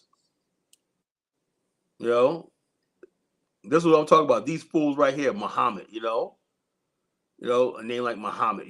That's an Arab name. What are you, an Arab now? All these Negroes, Muhammad, all this stupid religion stuff. You're black. I don't see no Christian, Muslim, all that. All I see is black. You're black. You're part of the race. Well, you don't know how you look because these cowards don't. They need. Oh, he won't put his camera. Hide their face. All these cowards hide their face. He said, "Oh, we the Aryan nations now. Maybe we should be. Maybe we should be like them, tough like them." The issue that people always think that when we're talking about self-love and trying to black pride, that we speak in hatred, and it's really sick and sad. And even we're not allowed to love ourselves like the other people. Yeah, or even be critical or anything. Even with Kyrie Irving, that's a great example. I mean, it's like, I know it's like the talk of the world. I mean, it's talk of America anyway. But this is a sick thing that we're dealing with, man. It's like, and that's what I'm telling people. Like, we literally just have to build the things that we need to build in Africa, and that's why the Afrikstan is so important. And family, I'm always showing you this wonderful community, because we're about that life of building a future and really just making it to where you can just build what you need to build and enjoy life. And what I mean from the ground up, if we really want to just enjoy the future that we want to enjoy, we're gonna have to build it. And I mean, and the same thing when people are looking to repatriate or make them move and live and do business in different countries. I tell them, okay, that's fine. You're gonna make them move to this country, but the reality of it is, the things that you really want and the lifestyle and the life that you really want, you're gonna have to do what, Kala? Build it. Get the And building. the best way to build it is put your energy together. And I'm always telling people, if you got, if you just looking for investments to tackle on, we have land in Africa, we have land in Liberia, land in Angola, land in many parts of the black world. The only thing I think the issue is that people get just so stuck on America. I'm like, you're being out competed on all levels. We're talking about the most incredible developing opportunities in the world. It's just right here in Africa. So family, that's why we're building this wonderful community, so we can have a space, a place, a world of energy, because some people, they just can't just make a move to Africa like that and feel at home. So this is like a nice connection point to where you can just connect. You want to stay in one of these wonderful houses for a year and then build something fresh. You have the opportunity. I mean, these are things that we just don't know about and not familiar with, because when we just all look to just get a house, we just look to get something built. And when we look at a real estate operation, we look at something that's like a certain way. But I'm telling people, the more of us can just put our energy together, the more of us can like literally just build this thing out. Because what you see is just from just a small percent, just a small group of people. And that's what we're proving. But we need backup. We need more people to just want more. I mean, we have a ridiculous amount of land. So always trying to find Pride, brother. When, by the way, when are we gonna raise the RBG flag? We gotta get a flagpole there. Yeah, flagpole. Oh yeah, I appreciate you. Yeah, there's a flag in the office and everything. But yeah, I mean, literally, a flag. That's a great idea right there by the. No, that'll be even perfect. 30-foot pole At the business and technical center, and the same thing as a community center. But literally, brother, this is it. And I'm telling people, it is okay, because once we learn to build from the ground up, once we learn to just do, a certain level of real estate, we just get better and get better. So that's and that's one of the things is, sometimes people just feel like, they're just afraid to step out there. But it's like, if we don't step out and try to just make some move happen, I mean, we're just here like sitting ducks. So one thing I tell people is that when you get that money, invest it in something. And what we have is land. You build a house, you get some land, you build a house, and you build a beautiful industrial park, or you build some aspect of business in that industrial park, like a logistics center, storage, warehouse, distribution. I mean, you need land for all of those things. And that's what I'm telling you, family. We have all of it here at our community. So I'm also telling people, just link me, reach out. We have an office here in Georgia, and we have one there in Ghana, and that's what we're about. And as I scroll down this flyer,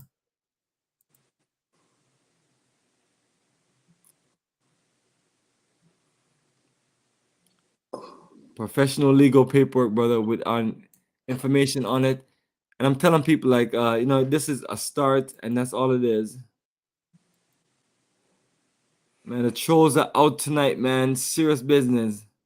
Christopher asked me about Dr. Clay Anderson. Now, my whole thing, Dr. Clay Anderson, I respect the elder. He means well, right? He means well, right? But the thing is, he has to be frustrated that inside, when you try to do something inside America, right? Imagine if Dr. Clay Anderson said, you know something, I want to go to the Congo, right, and bring my principles of Black empowerment and everything like that. And he has an audience and he has a government backing him up. Imagine where he would be right now. But the thing is, with Dr. Clay Anderson, he loves America.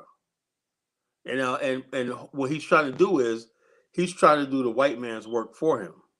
We didn't create this mess in Black America. What Dr. Clay Anderson wants to do is going to require us having our own government. Let's break it down tonight, right? Let's get down to tax, right? Do you understand what I just said, Bomani, right? A lot of yes, people, brother, absolutely. Boyce Watkins, these people, all these people all trying to solve Black people's problem. Do you know if we had our own nation, state, and everything like that, we would have a government with resources, money, and the mandate of law to carry out those stuff. You know what I'm saying? And also reward and punishment if it isn't carried out. What we're trying to do is we're trying to have a Black government inside of America, and it's never going to work. You know, and with all the stuff. Now, if you say, okay, I'm just gonna be an American. If somebody say to me, you know something, Kala, I'm just an American. I have my family. I could agree with that, right? You just want to be American because we are being integrated in America. More and more Black people, just wherever. I get that. But if you think we're a collective, right, and you get frustrated when the Black collective don't come to your side. Why? Because Black people aren't stupid, but they understand power. They know that mayor writes a city, but a city council writes a budget. They know the governor in their state writes a budget. And you talk about billions of dollars. Congress has money. They know your Black organization. You can have all the YouTube videos you want. You don't have any money or power. And that you can write all the books you want. You don't have any power to carry it out. That's the difference between us and them. White people, when they have an idea, they build institutions. And they make sure that they're in a position where they get their right senator or whoever in power. They're going to adopt those principles of this.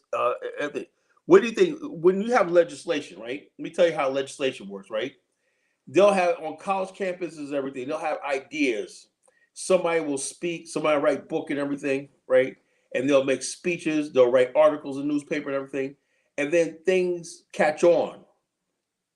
And next thing you know, what happens is after the social aspect of it, you know, people put an idea out, no matter what it is, it spreads like wildfire. And then people are what happens is there's public outcry. We need that, right? And then what happens is people will go to their legislatures. We need a law. Put this into law. Why? Because we need this bill. Like let's say emissions. People in the 1970s were complaining about emissions, right? Right or wrong. And they said, well, we're going to, one of the things they said was, we're going to create all cars that have catalytic converters. Now, the people who were talking all the stuff were talking among themselves. Yeah, we need this. They were in colleges. Some people have debates. Oh, that's stupid. It doesn't work. But eventually, the people who said that we need to cut down emissions and fuel stuff prevailed. And now you know how it prevailed? Because it became law. Nothing Dr. Kala Anderson says was ever going to become law because we don't have the political will and we're not the majority in any situation. So all these people right now, it's time to basically say, if you really care about Black people, then maybe it's time to think about government. 500 years of being governed by another race of people.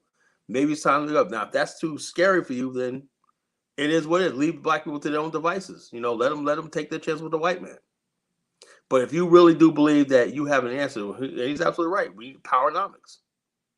But you imagine if powernomics was the law. You think the Afrikstan's not going to have powernomics? Of course it will. Because it's going to make sense with the law. You know, if you want to do business in our country, you got to give back. You got to have partners and Black partners and everything like that in our land. That's going to be the law. Imagine if a country like Nigeria adopted powernomics. Have Ghana adopted powernomics. That's where Dr. Kala Anderson should shop his ideas to. People who have governments, people who have they can pass laws. But trying to do it in Black America is futile. That's Black people trying to play nation. It's like a kid who puts on, kids who put on, you ever, when you're a kid, you go in your parents' wardrobe, you put on their hat and their shoes. You put in your daddy's shoes and you act like and you start acting like grown-ups. That's how Black people look when we start talking stuff like this. Where white people, they basically, Chinese, everybody else, they're organized. They have governments. They can make it happen. While we talk, while we dream, they do. Bugsy Siegel went to Las Vegas. He saw an idea of building a city of casinos. He made that happen. Black man had the idea, and he came here. Let me give you an example. But the other day we was talking about something, and I got sidetracked. Remember I was talking about the Sankofa theme park? Remember I was talking about that Kabila? This guy, he sent me the blueprints. It's on one of my computers. I don't know if I got it. Well, he had a theme park. It was like an African theme park, right? But he had rides and attractions and everything. But it was like, okay, he had the Egyptian thing. He had the Mali Empire. everything, exhibits and everything. It's like going to like Busch Gardens, Africa, you know, and stuff like that. But he said Sankofa theme park and everything. And he said, yeah, the blueprints are in the comments. Yeah, we're gonna build it. I said, we're gonna build it. Oh, we're looking at land in Nevada somewhere. I'm like, man, that's never gonna work, you know. I said, look, I said that Sankofa thing. Here, the blue, here, show me the thing. It looked good, man, on paper. You know, he showed me the blueprints. Same thing. You have the diagram and everything like that. You know, the front gate, this right here, with this right here. This is where the eating area is. This way, I said, yeah, it's gonna be a big thing, like something like Disney. And I said to myself, that's a good idea. But the thing is, though, he said, yeah, we could build it in Los Angeles or Las Vegas. And I said to myself back then, that was like 12 years ago, I said, that's never going to happen inside of America. You know? And so I said to myself back then, I said, look, man, all these ideas, these are older black men too. I said, all these black men who got these ideas on. He said, man, I've been working on this for 10 years. Said, corporate theme, my dream, man. You know, black people get their history. They have a theme park. We can come out there for family vacations and stuff like that. I said, that would be a great place if you had a country to build it in. He said he had a power station. You know, this is where the power plant is, everything like that. I was like, man, that would be a great idea. You know, vendors would make a lot of money and everything like that. You know, he said he's about Los Angeles because he said weather's year round. You know, like a Disney, a black Disney. But I said, look, that's not going to work inside the United States. Disney was a white man. He went to this little known county called Orlando in Central Florida. And they said, we'll give you the land to build this. You know? That's the difference between us and them. We need a land of our own to make our dreams come true. Okay. Dr. Blackman had great scholars band. Yeah. Yeah, Dr. yeah. Yeah, what you call I love Dr. Campbell, you know. I love Dr. Campbell, but we have a lot of stuff, but a lot of times our black leaders, man, scholars, they basically are trying to compete with America. They're trying to change black America inside of America, and they're too Americanized, you know? It's in other words, basically, once you basically tell somebody, it's like you go into an amusement park, right? And you got a map of the amusement, how to get around. And then you have that one person who's been there like 10 times. He said, you stick with me, you won't get lost. But you don't really want to hang out with this guy. You're like, okay, I get you, but we're going to go do our own thing. That's how Black America is with our leaders. We hear what you're saying, but I think I can find my way around America. I think I could figure this out. What we need is our own land, you know. And sometimes our leaders' advice have good advice. But the thing is, black people in America, our leaders don't have any ability to provide anything for us. They don't have banks, they don't have industries, they don't make laws, they can't give us opportunity. We still got to go to the white man for all that. So until we get to the point where we have a society where we have to rely on leaders that can provide for us, it's not gonna mean anything. Black people in America got so many leaders. Other people just come here, they don't need leaders because they can figure it out themselves. Our leaders got to step up again. Dr. Campbell is a perfect example. He's a good man. He went to Ghana, but he hasn't been able to get audience with the powers of being in Ghana because I guess they don't understand what he's trying to do. When's the last time you talked to Dr. Campbell?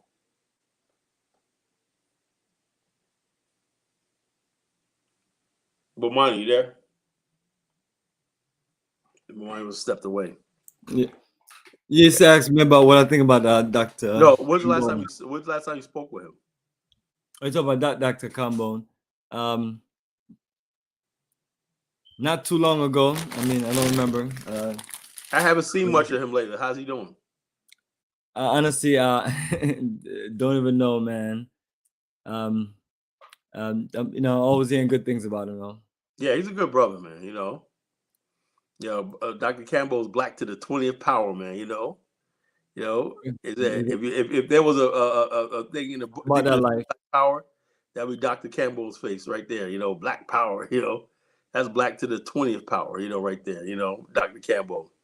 You know, but the thing is though, we have all these scholars and everything, but I guess that must be frustrated. Now the next step is we have all these scholars and everything, and make it. That's why the Afrikstan would be the perfect place for somebody like a Dr. Campbell. You know, where we could basically have our own educational system and talk about nation building and stuff like that. Because this is true. Why do people like Dr. Umar and other hypocrites like Farrakhan bleed? Look, because Elijah Muhammad said, remember, you gotta understand something, right? America, you gotta understand something. America was the shining. Black people are victims of America. You know, not just brutality, but America's success.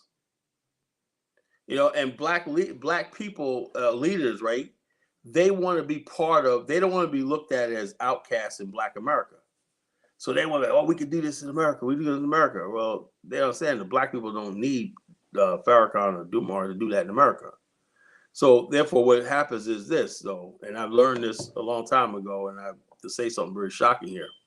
I think a lot of our so-called Black leaders are actually envious or spiteful of Black people's success in America because they succeeded without you, you know.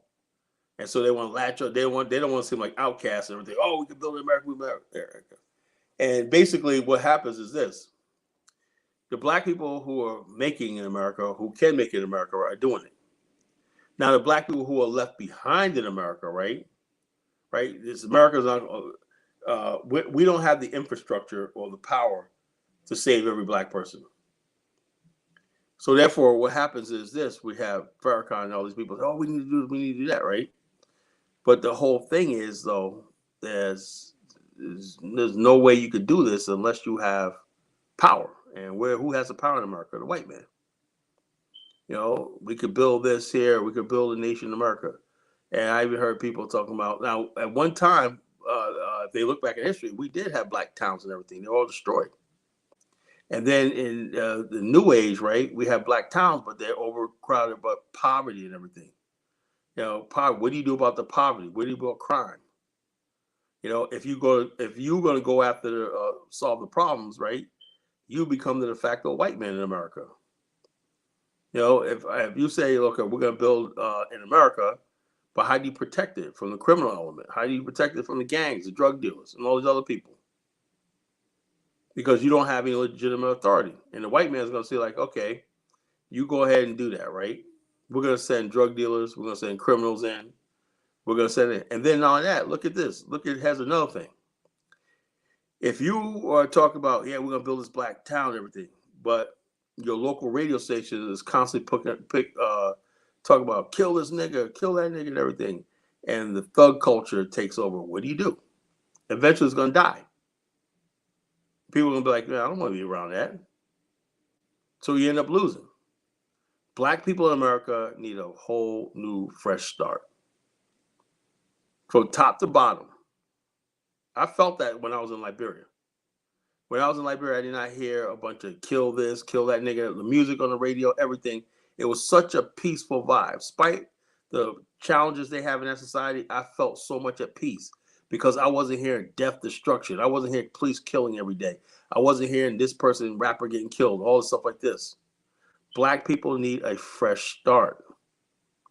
You know, anybody think that they're going to keep talking, Farrakhan and Umar are going to talk to the blue in the face. It's never going to change. America is our damn nation. Now, it doesn't mean everybody's suffering, but if you want that problem, it's like this. Yeah. Thank you for reading the novel. I'm in works right now with a film company that want to make Journey to the Promised Land a movie. You know, they want to make it into a movie. I'm working on it now, and I just got to come up with the funding for the screenplay and the script and everything like that. And it's already been green lighted to be a film, to be a motion picture.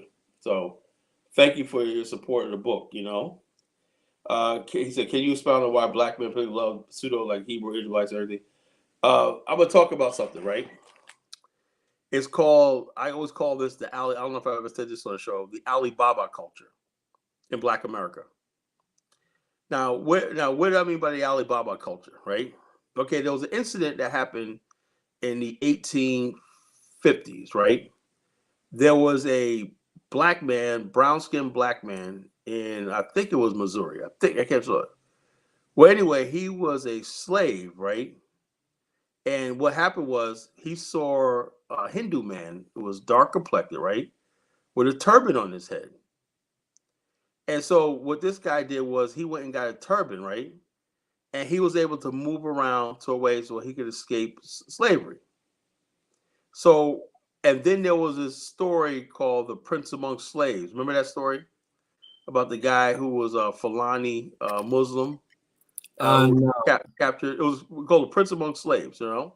I'm gonna find the video. We can play a little trailer for it, you know, so people. Anyway, he was a Fulani thing. He was captured, right? And he was sold in slavery in Mississippi. And this guy was highly literate. He spoke like 4 languages, for Arabic. And his owner was like impressed by him, right? And then what happened was on the side of the road, he saw a white guy who was a slave trader who knew his father. He said, "What are you doing here?" He said, "I was captured." And I said, anyway, this guy began arguing for him and tried to convince his owner to give him his freedom. And the guy said no.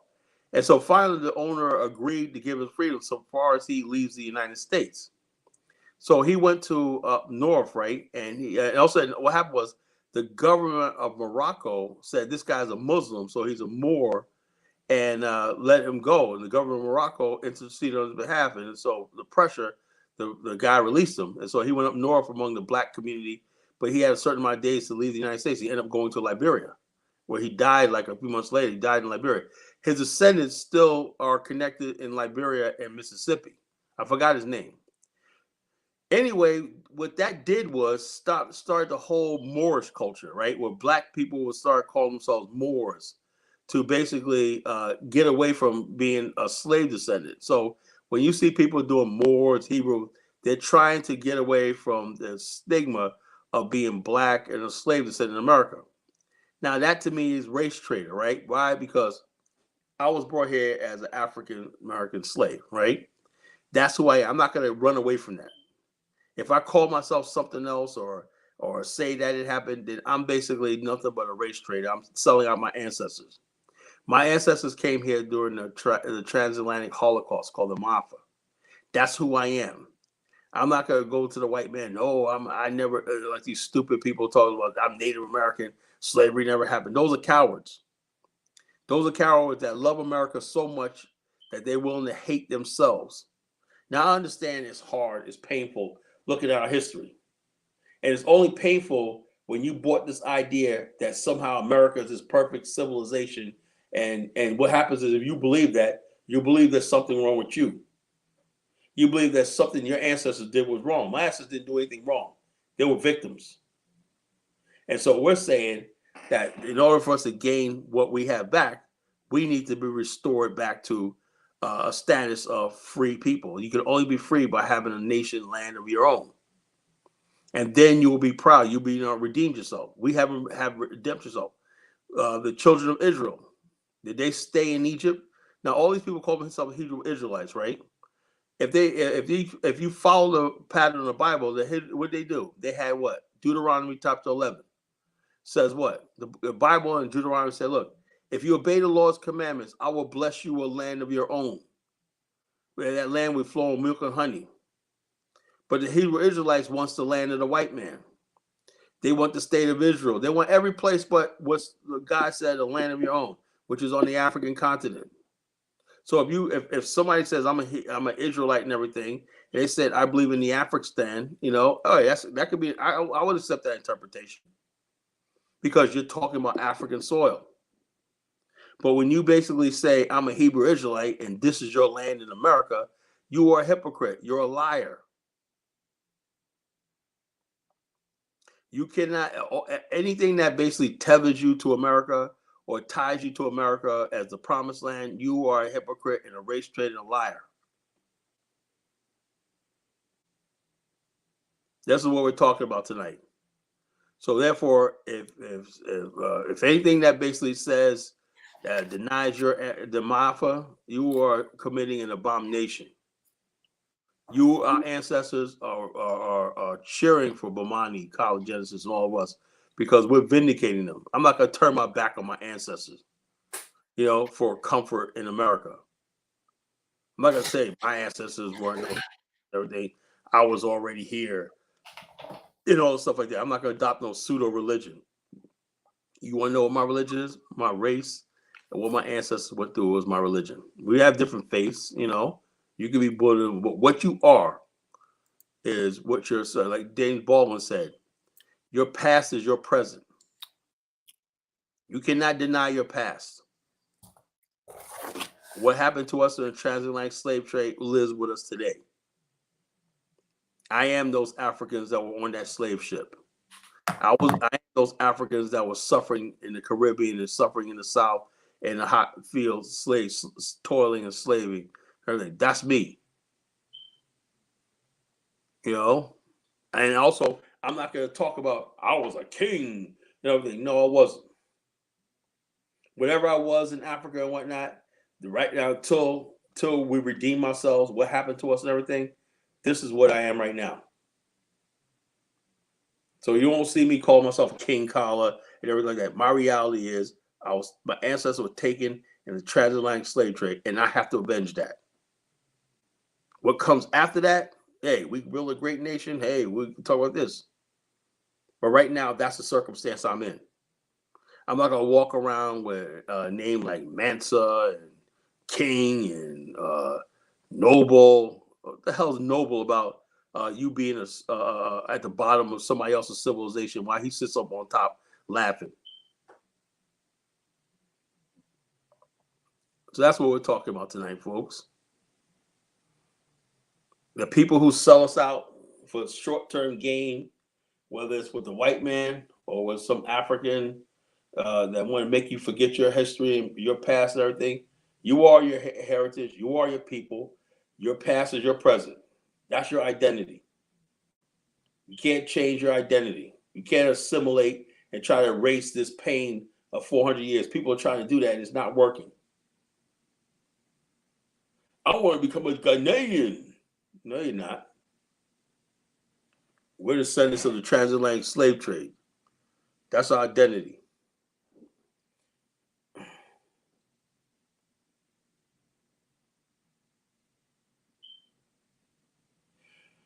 Baruki, I wish you would call in, man.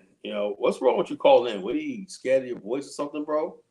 He says, since so many Africans feel a badge of slavery is upon them.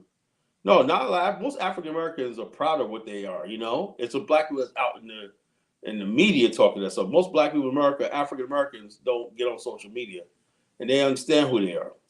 And so I don't understand what he's trying to say. He says, some. Why does he say so-called African? We are African Americans. Why so-called? Why can't people just understand? Yes, we're African Americans. Leave it alone. That's who we are. Until we have a land of our own, that's who we are, African Americans. The day we have a land of our own, and then we can call ourselves whatever that land is. Feel that a badge of slavery is upon them, creating a quest for the Moor label. I don't know. I have no idea what the Moor. I don't know who calls themselves Moor. Those are people who basically, like I said earlier, the people who call themselves Moors are people who want to identify themselves. Moors were not black men. The Moors were Arabs, Berbers, and Persians, and everybody else, and some black people. Just like you had black Frenchmen, black Spaniards, black Britons, you had black Moors called the Haratans. The Bilans were the white Arabs, white Moors, and the Haratans were the black Moors called slaves. So therefore, yes, there were black people who the Moorish culture only appeared in the Middle Ages. There were no Moors in ancient culture, and it was a descriptive term by the Europeans. Moor just meant Muslim. People were Muslim. Those people wrote and spoke Arabic and stuff like that. So therefore, yeah, there were black people, men who were Moors and everything. There wasn't a Moorish identity, like racial identity. There were Moors who are white, pale. There were Moors who are brown. There were Moors who are black. Who are black Africans. You know, so black people say Moors because only reason why we say Moor is because it was mentioned in William Shakespeare. I was a Moor. I'm a Moor. You're not a Moor. Your ancestors come from thousands of miles away in sub-Saharan Africa. That's not Moors. You're a black African. And you're African American because you have a 400-year history in America. You're African American, just like you have Scott Irish. What is Scott Irish? Scott Irish are Scottish people who lived in Ireland for like 600 years, right? They're different from the Scottish and they're different from the Irish. They're Scott Irish. That's a different culture. That's a unique culture. Land creates your identity, your culture. The African American are people in North America that basically lived through the transatlantic slave trade and created a culture and identity in America. That's all it is, African American. You know, that's all it is. Stop trying to take that away from us. It's an identity. You know, just like you have Irish Catholics are different from Irish Protestants. Let me see. Another example is the French Canadians. You know, they're different from the other Canadians. Why? Because they speak French. They live in Canada. There were Germans, French Canadians, basically who lived in Maryland. People don't realize the history, right? When the American Revolution happened, right? Some of them went to Canada. Some of them stayed and assimilated into America. Now, what's the big deal? Because they had a French Canadian identity, even though they lived in the United States continental area. Some of them decided to stay. Why do you think you have Germantown in Maryland? There was a German enclave and everything. They eventually assimilated into the white culture in America. You know, e pluribus unum, many we are one. So you had to unite all these different groups of people in America.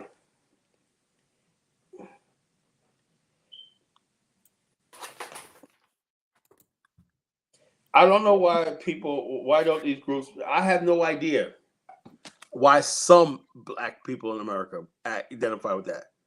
You know, real African Americans do not talk like that. You would say it's the people that you see online don't represent African Americans. You know, it does not know ever. There's people online talk a bunch of stuff. Oh, I'm more. I'm this. I don't know why is that. Majority of African Americans know who they are. You know, I don't know why we keep going with this. The problem with Black America is we are people that don't have a land. You know, we don't have a land, so all we have is our African American identity. And this is why we say we need an Afrikstan, you know, so we can have a land, so people can stop calling us. Oh, you're not this. You should call yourself this. Once we have a land, that problem solved. You know, we don't have a land of our own. That we're the majority. You know, I mean, why is that, Brother Barui? Why isn't that on your mind? Why do you understand that the black man, African American, needs a land of his own? Just like the Jews were everything else. But guess what? Now they're Israelis. What does Israeli mean? The state of Israel.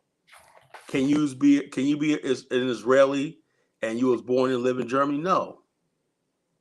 The Israeli means the people who went through the Aliyah. The Aliyah means the lift, the great lift over.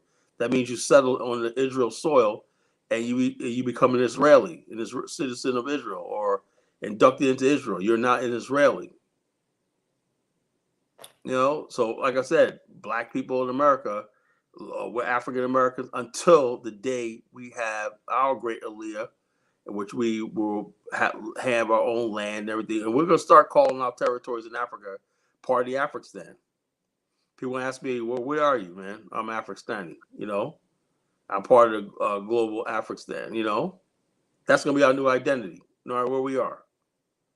Once we have land, what is that? Well, you can look on the map and see where our land base is. Then we'll have a new identity because we have land. You like that, Bomani? You know, we'll have land Absolutely. to identify with. Until we have land to identify with, we have nothing. So let us have this African American for the time being. You know, land will solve our problem, give us our identity and a focal point. Same with everything else, you know. That's why the Kurds wanted that land in northern Iraq, you know, because they wanted a Kurdistan. You know, the Paki people created a Pakistan.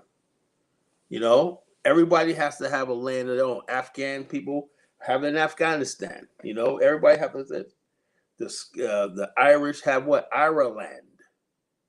You know, the English have what? England.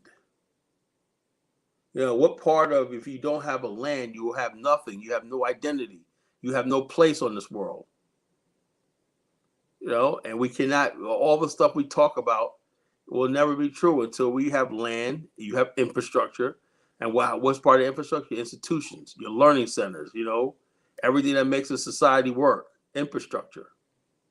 And then you have an identity. Anybody who does not agree with that, I don't know what to tell you.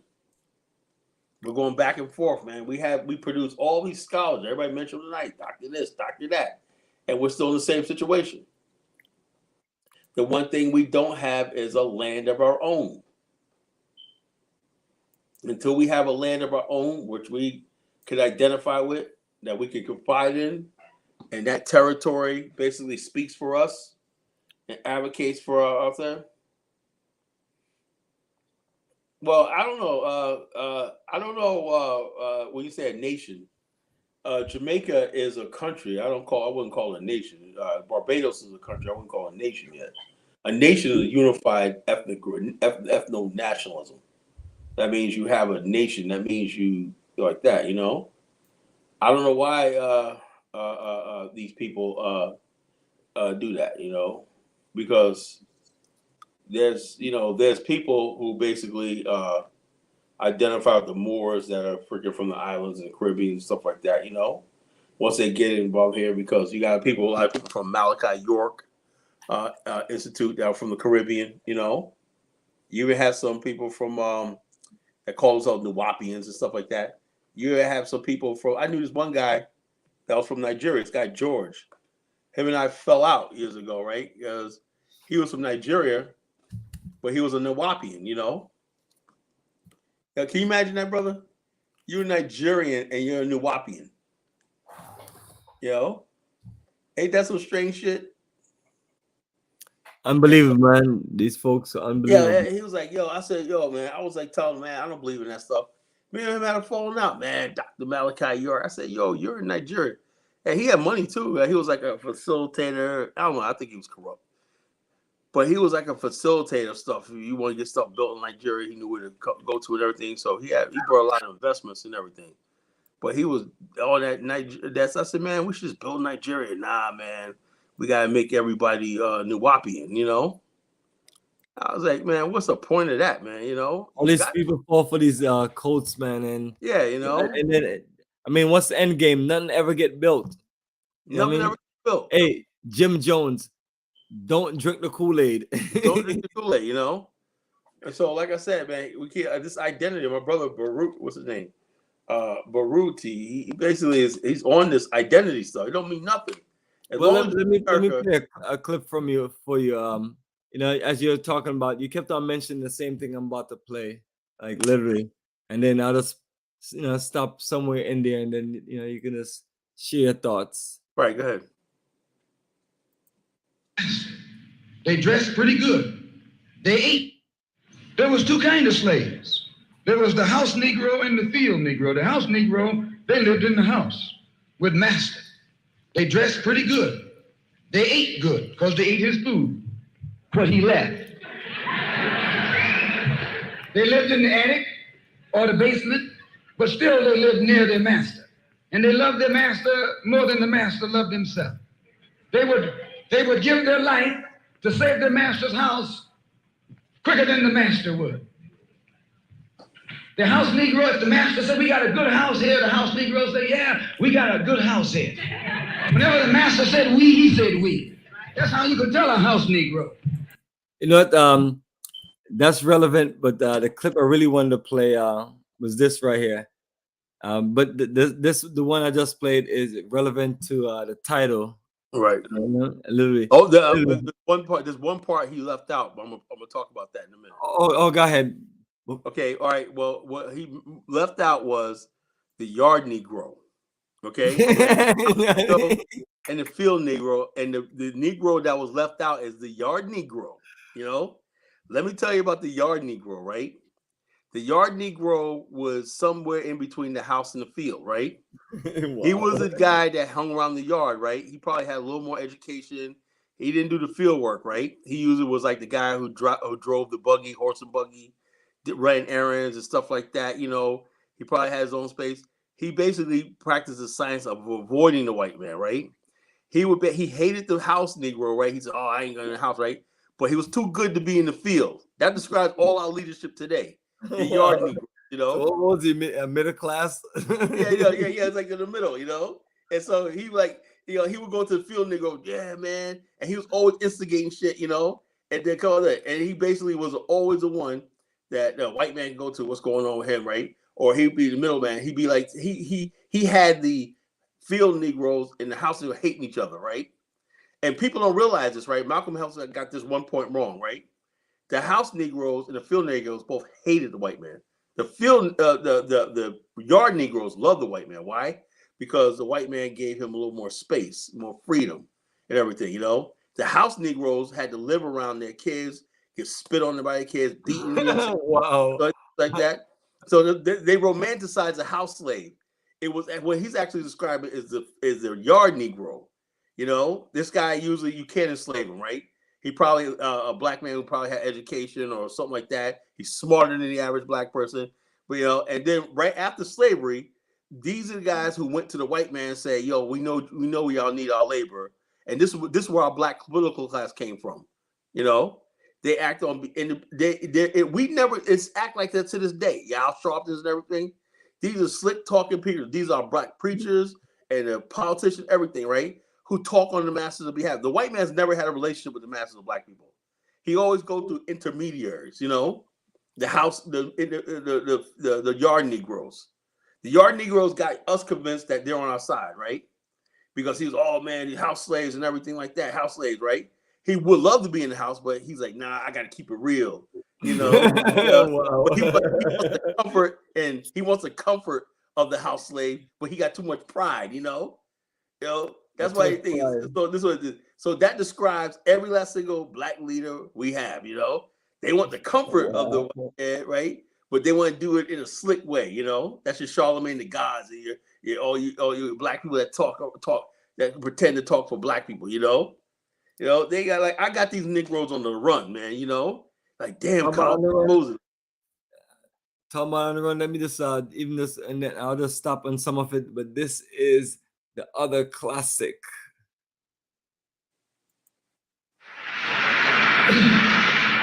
I would like to make a few comments concerning the difference between the Black Revolution and the Negro Revolution. There's a difference.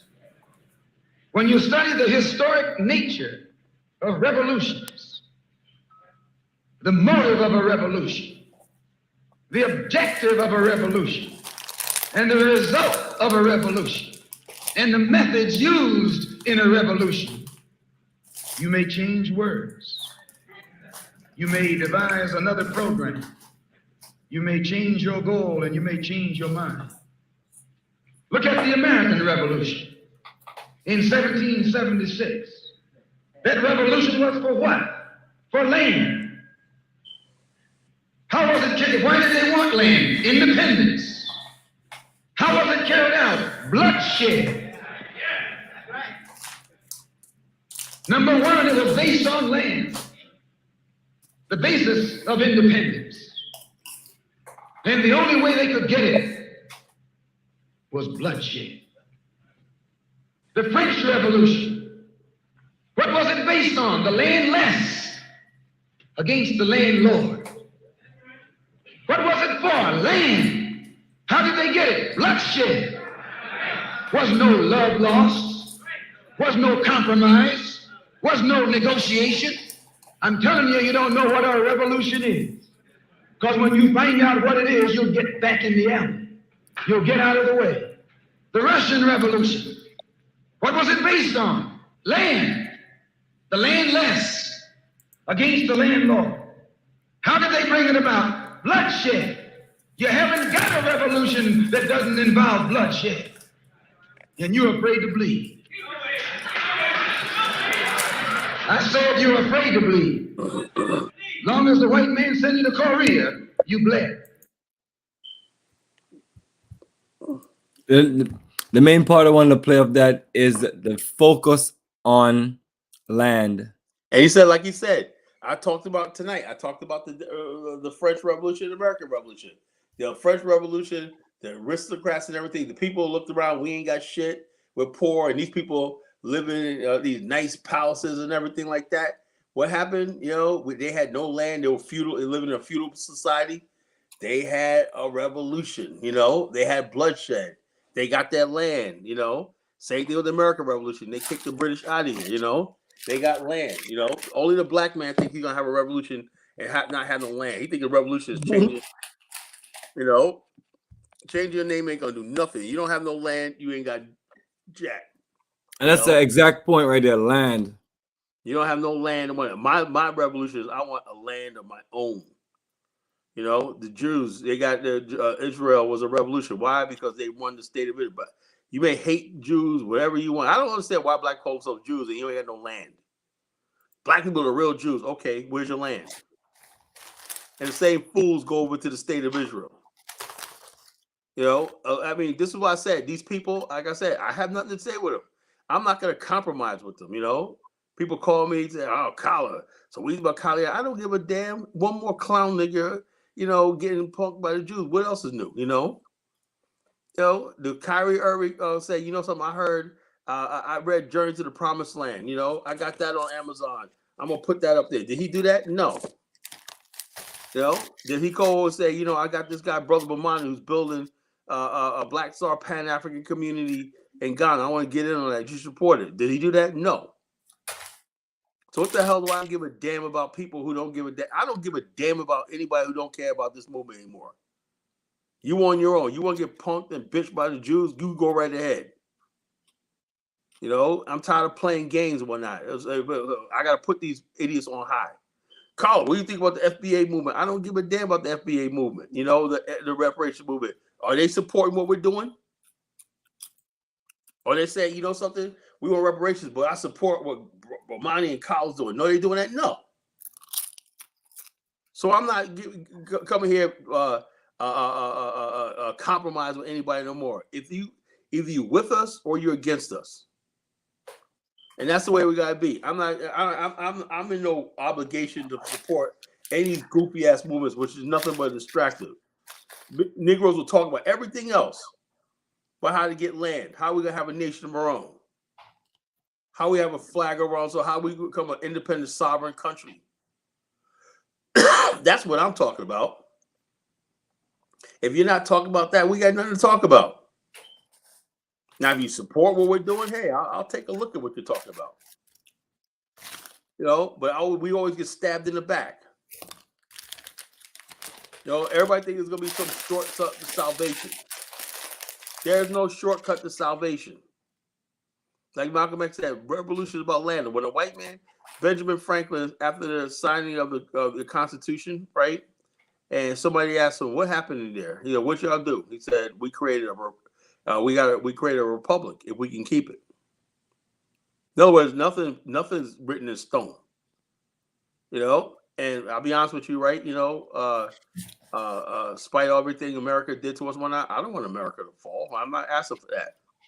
All I'm asking for us to rise. But if America gets in our way, hey, so be it. I'm like this. I applaud anybody who take the initiative to write their own constitution and say, this is my land. We're going to do this, right? Because you got to respect that, you know? I always respect people who want to build something of their own, you know? Yeah, absolutely. And that's the thing, you know, we're around that energy. So you want to aspire to, you know, great things. So if you have a nation, I always say, nobody recognizes, if you ask somebody, how's that minority group in the country? Nobody gives a damn. You know, do you care about a minority go to the country and seek out a suffering minority group and everything? No. When you come to America, everybody step right over black people. I'm like, oh yeah, let's get in. I pledge allegiance to America. George Washington was the first president, great man. Well, you own our ancestors. Yeah. America's not going to stop and cry over us because we were slaves and George Washington owned slaves and everything. We expect people to come over here and join us and everything. It don't work like that. We are on the losing side of history. Now we can say, okay, let's say, okay, George Washington was a great American. Now it's time to freaking have our land where we can start celebrating our heroes. You know, let's have our Nat Turner national holiday. You know, let's have our Marcus Garvey International Airport. You know, let's have that state that's going to do pride to our ancestors who fought for us and everything. When are we going to have that? You know, I don't understand. So all this other stuff we're talking about, and like I said, we brought the heat tonight. You know, people. Yes, Kala, excellent, bro. I appreciate you presenting and sharing the wonderful presentation. From past, present, and future. Well, not future, but past and present. Hopefully, yeah, your past is the present. James Baldwin once said, "Your past is your present. You always live with your past." You know, everybody else have that past right on their shoulder. You know, like okay, you know, we're the only group of people basically sitting down in a room and whatnot. You ever see these black entertainers? Yeah, every time I hear Whoopi Goldberg talk about we American. When do we become Americans, Whoopi? You know. Well, she's excited, man. She's on TV and she ain't got to be at the end of the, you know. Yeah, you know, I remember Whoopi when you was trying to do sister act and whatnot, you know, and all stupid stuff. But you started out, we Americans, we American. When did this become we? It used to always be like, we're black people in America. Remember that? We're a black absolutely, brother. You know, we're a black and white America. That's the problem. A lot of these people have gotten away from that. I mean, you have so many people with so many different views. Yeah. I'm a black man in white America. That's why they literally confuse themselves. Well, yes, brother Kala, nobody wants to come on here and debate you, talk with you and everything. If anybody want to come in, discuss and give us some insight, you know, am I saying something wrong? Am I saying something wrong? Click on the dang link, man. You know, what the heck is the matter with you people, man? Where's the men at, you know? Some people are scared. They're scared of you, man. Some people think you're a bully. That's word on the street, man. I mean, look how you bullied Not Measy. Yeah. That was a joke. That was a joke. Yeah, I debated. When did we have a debate? I don't remember you having a debate. I remember you put me to sleep and whatnot, you know. I fell asleep. I was like, dude, I gotta get up in the morning, bro. You know, what the fuck? You know, I'm getting bored, man. You know, they threaten to hang up if I freaking say if I cough, man. Oh, you interrupted me, man. Right, good old days, family. Join us, family. Let's have a beautiful conversation. If not, we're gonna close out, and I think I played enough Malcolm X right there. That probably, you know. Yeah. But we're gonna keep doing. Some people up. We'll be back. When's the last time we're gonna do a show before you go away? Yes, man. You know, I don't talk these things on the live shows, but yeah. Yeah, Friday, Saturday, Sunday. I don't know. Next week, Tuesday. Okay. So we got another week. Okay, good. I got more. But I think I made my point tonight. We have race traders. Always make your point, 500 brother. years. People understand something, history right? Of haters and trolls. Check this out. People understand this, right? And I have to say this, right? A lot of black people in America have not studied African history, right? They just think that, okay, when you go to Africa, we go to those countries in the West, particularly on the coast of West Side, you got to be careful. A lot of those countries are people from the other. So you got to say something. But I said this in my book right here. Depending on where you stand in Africa, right? If you've never been uprooted from the continent and went through the mafia, you see white people in the world differently because your ancestors never went through that. Africans don't see, most Africans don't see themselves on those slave ships. Yeah, like that was just them. That was just a tribe, right? So we go to Africa thinking, oh, there's gonna be this understanding. I'm coming home, my people, and everything. That's not the truth. You know, a lot of these people, a lot of tribes in Africa have, while they severed their relationship with us in the West, they built and fortified relationship with Europeans for hundreds of years. They're doing business. They're going back and forth to Europe. Europeans are coming there and everything. Why do you think the white people are in places like Port Harcourt, Nigeria, and Calabar, and places like that? How'd that happen? Cameroon and whatnot, you know? How do they think they got into the Congo? You know, they got into comfortable relationships with Africans, and that relationship with Africans, you know, it still goes on to this day. So we can't just look at Africa. Oh yeah, we have to build these new bonds. You know, if it takes bloodshed, it takes war, whatever it takes marriage, whatever it takes. We have to do this. We have to start severing, competing for what's ours. I don't know. Somebody says some believe that black people believe. It's not. First of all, black people don't believe in Christian. What's this belief in Christian? I mean, all this stuff we've been talking about for years. You black people could start worshiping a head of lettuce. It ain't gonna make a bit of damn difference. Wow. Now, what part of it? I don't understand people with this black people believe in Christianity. It don't matter. You know, it don't matter. You know, Christianity. No, we're stuck in a situation. You know, everything this brother talks about. Nothing's talking about black people having their own land. Yeah, and that's what we're talking about, family, nation building. It doesn't matter. It's a nationhood is religionless. You know, you can basically worship whoever you want to. We're talking about nationhood, being a nation, meaning a people.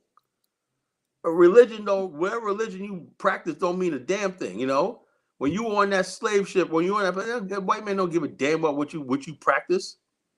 All he sees is that black skin. That's all he sees.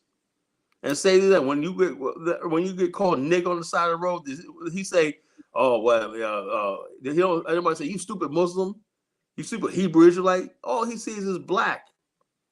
You know, the guy Amu Diallo, remember, that got killed in New York. He was a Muslim. Did that Yes. say? No. No.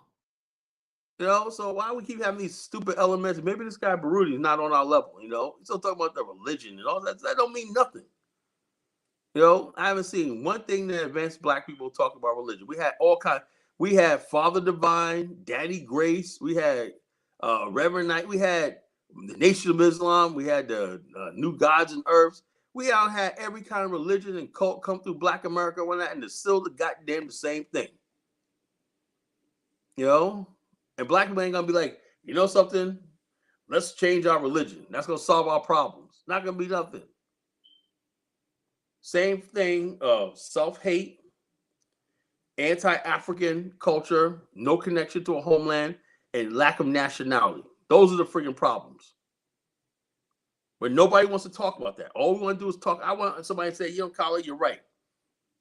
Nationhood and having a new identity and something to look at the Jews. Jews are scattered all over the world when not getting ass kicked. They got the state of Israel. People respect them now. Every other group of people is respected because they got a strong homeland. You respect the Japanese because Japan is strong and great. You respect China because China's strong. Everybody else gets it. Not because I think everybody agrees with you. No one is ready to challenge you and up to the plate or want to join and share with you. But beautiful breakdown, well said, and that's family. Let me put the link up. And join the social network, right? Join the social network. Social network is how we communicate and we get down and we connect with other people and like-minded people, because everybody joining our social network is a nationalist. We all know our end game is having a nation of our own, and the bottom, everybody else can get sidetracked and distracted by all this nonsense that's going on. We're focused on nation building, and that's the end game. That's what we live for, And so, like I said, we don't need a whole lot of people like that. We just need strong people. We don't need the masses and everything. When people basically see that they can have a land, that they can whatever religion they want to practice, they're free to do it. If you don't want to be an atheist, you can be it. You want a Muslim, you can be it. But the main thing is you're black first. When I used to, back in the days, I used to go to a black church one Sunday and go to the Nation of Islam church the next day, the mosque the next Sunday.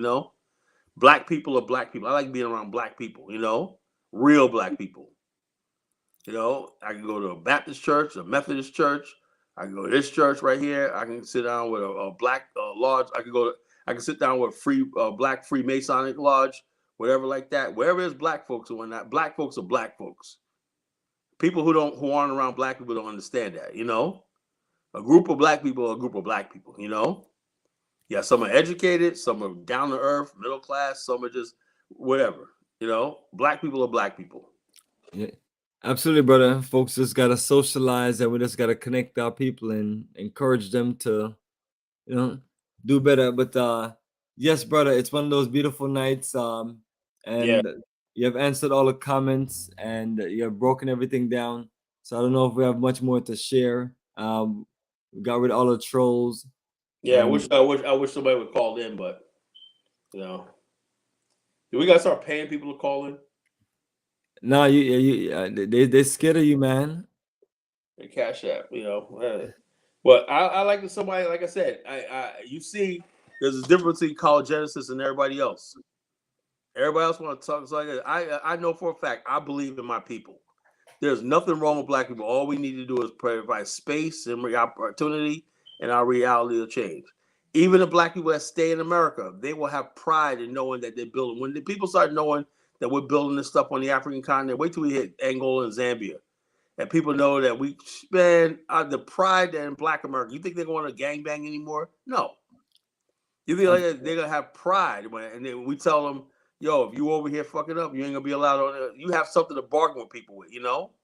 You ain't gonna be allowed over here. Stay in America, you know."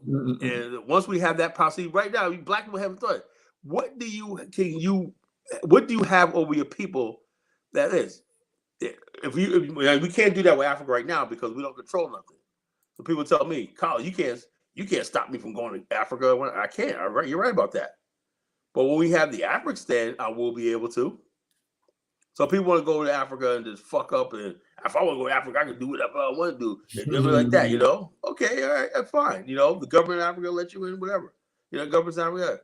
But when we build the Afrikstan, you know, hey, you ain't going to be allowed in there.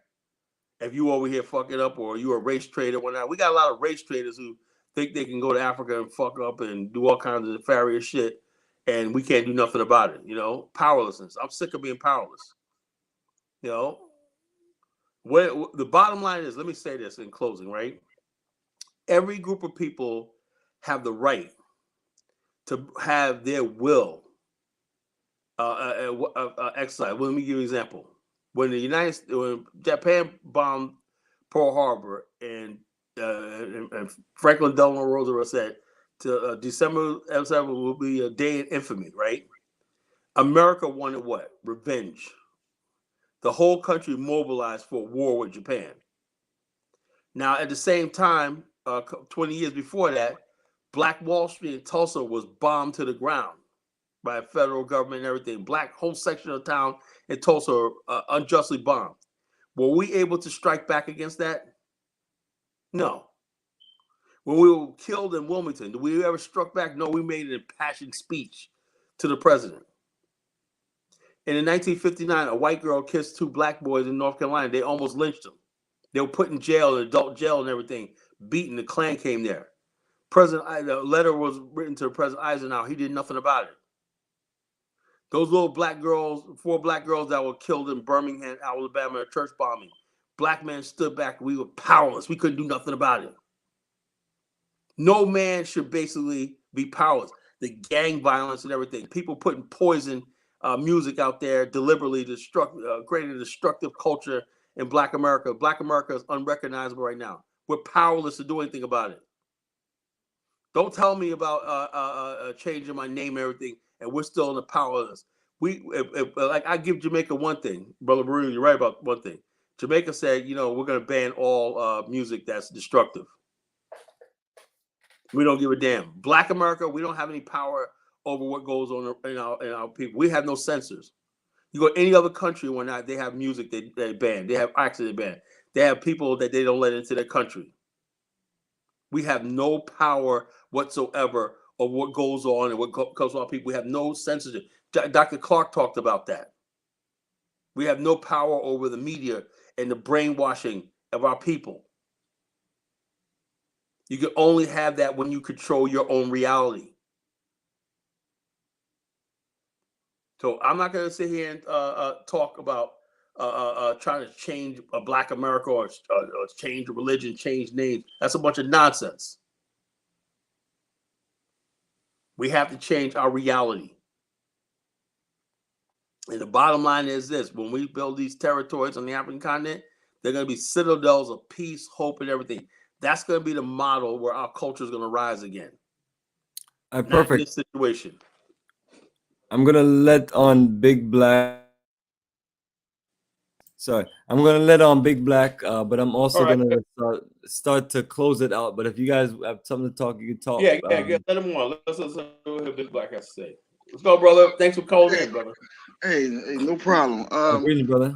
Yeah, just want to get your thoughts on like these elections. This is kind of pivotal with the just my thinking with the FBA movement and what's going on because the whole idea of the whole march was to scare the Democrats into,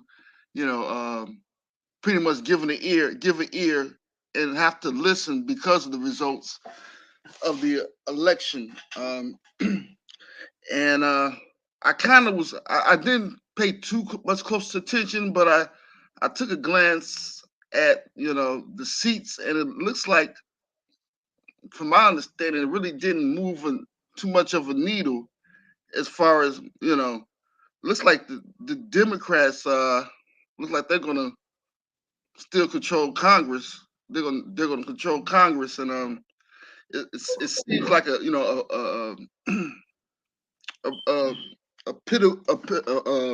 pretty much a critical point to the FBA movement. If it doesn't move the needle, then it looks like it's gonna, it's kind of downhill for the movement. I want to get your thoughts on this. So what I'm hearing, the Republicans might take both houses of Congress. That's what I've heard.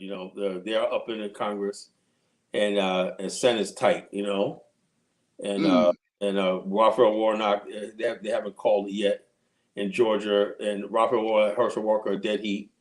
The Stacey Abrams lost. The congressman, Democrat congressman in my area lost. So the Democrats lost a lot of seats tonight. Yeah, they lost a lot of seats. So it wasn't a tsunami, but the bottom line, even in states like New Hampshire, where you have Republicans are neck and neck with Democrats in deep blue states, that's unheard of. And the bottom line is this. This is what I'm saying, right? Here's the problem, bro. Now, I'm not trying to offend nobody, right? We cannot let somebody like Tariq, a grifter, right, in politics. Black people in America, right, are not politically mature. Before you can have politics, right, your social structure, everything starts with your social structure. You have to have a we, and then you have economics, and then you have political. Politics just protect what you already have and what you're trying to expand upon, right? You cannot go down there saying we're going to get a reparations check, right? Okay. And like I said, because our people aren't educated, right? They don't know how the government works. And they say, if that's your rallying cry for reparations, what do you have to offer? Republicans are never going to give it to you. And Democrats, basically, if they basically sign up to it, that's political suicide. And these people that's running reparations, talking about that, know better. For example, and I was talking to Information Man, where I disagree with him about this is I'm gonna say something, right? What was that guy that was running, Marcel, whatever his name is? Marcel was running. Remember Marcel? Yeah. And he got 4% of the vote. 4% of the vote. He started talking to FBA or stuff like this. The people who are most energized in the Black America, right, are the LGBTQ types. The average Black person does not eat or benefit from politics. Okay, there's no issue. Let me give you a perfect example. In where I live at, Virginia Beach, Chesapeake area, Norfolk, right? Black people, for the most part, in 2008, voted for the extension of light rail into the Virginia Beach to Norfolk, expanding Virginia Beach. It was on the ballot. They won, right? They said that would get people who work in Norfolk or get back and forth from Norfolk to Virginia Beach, the town center, the new town center, and everything like that, right? It passed overwhelmingly. That was a concrete issue that Black people voted for. White people got mad, and then 2010, in the midterms, right, they had to put it on again, and then it went away. Okay, so therefore, on the politics most politics are local. Okay, what affects you immediately? Okay, a road getting built. Black people in this area are complaining about the tolls in the Portsmouth Tunnel, right? If somebody, also, no matter who runs from office, nobody says, you know something, the tolls are burdensome, we're going to get rid of it. Democrat or Republican, no one's going to touch that, right? That's untouchable. So who decides what gets on the battle, or who decides what gets talked about that you can vote around? The same people that control everything. So therefore, what I'm saying is this: if black people can't even get those things that affect them immediately, how in the world are you going to basically get something like a reparations check, which you don't even have a number or figure or even the means to carry out on a national level? You see what I mean? Yeah. So when people start doing this stuff like that for social media, clout, and everything, and I'm a serious person. I don't like being wasting my time and everything. This right here, what Bomani and I talk about, is something that is what I call LARP. Okay, what is LARP? It's an acronym. It means logical, achievable, reasonable, and practical. I live by LARP. I have a lot of people that follow me live by LARP. That means, is it logical, right? Is it achievable? Is it reasonable? Is it practical? Anything you go to do has to have LARP. LARP me, guys just say, when you look at stuff, no, that's not logical. Wait a minute, that's not achievable. That's not reasonable. It's not reasonable. That's not practical. Like the defund the police. That was not LARP. It was not logical. It was not achievable. It was not reasonable. It was not practical. And so therefore, when people get on social media, start spreading stuff around based on emotion and everything, and they got people following and everything like that, and they take that seriously, I'm a very serious person. So therefore, like I said, anything I do has to be LARP. It has to be logical, achievable, reasonable, and practical. What we're doing right now in building in Africa is that. It's logical. It's achievable, right? Because in Africa, the only person that's going to tell us no is somebody that looks like us. It's reasonable because it's reasonable to do something, and it's practical. When we start building these towns and cities across the African continent and everything like that, you're going to open up trade, business, and everything. That's practical, That's practical. It's logical. It's the right thing to do. So therefore, when people start talking about we're going to gather, this is what they hate. The whole reparations movement is just to steer people away from the nationalist movement. Before ADOS FBA came along, black people talking about buy black. We were talking about Pan-Africanism. It was like a competition. Everybody was talking about Africa and everything. But look what happened over the last 2 years. You have all this hatred between Africans and African Americans ginned up by both sides of the Atlantic, both sides of the equation. Africans and African Americans and diasporas going at diaspora wars and stuff like this. Why is that happening? Because we were actually making progress. And that's what Bomani and I are trying to rebuild. We're trying to get people focused back on what's important. Building Africa, building black business, and a global black business pipeline. Why? Because that takes time. That takes hard work. Black people want something easy. They want a quick fix. I want a reparations check. I want that. And they get emotional about stuff. And so therefore, they're not interested in building anything that takes effort and hard work. But those of us who do think about effort and hard work, we're at this all the time. So Bomani and I do 2 shows a week. When we work around the clock, him and I are both hardworking brothers. We take the time to do this. We communicate throughout the week because we believe in what we're doing. But a lot of people don't want to do that. They think everything is going to be an instant thing. Whether it's people just want to get on the plane, go to Africa, and like that. No, we have to build something on a continent. Before you tell somebody to go to the continent, do you have things set up? Do you have a SUSU? Do you have an investment group?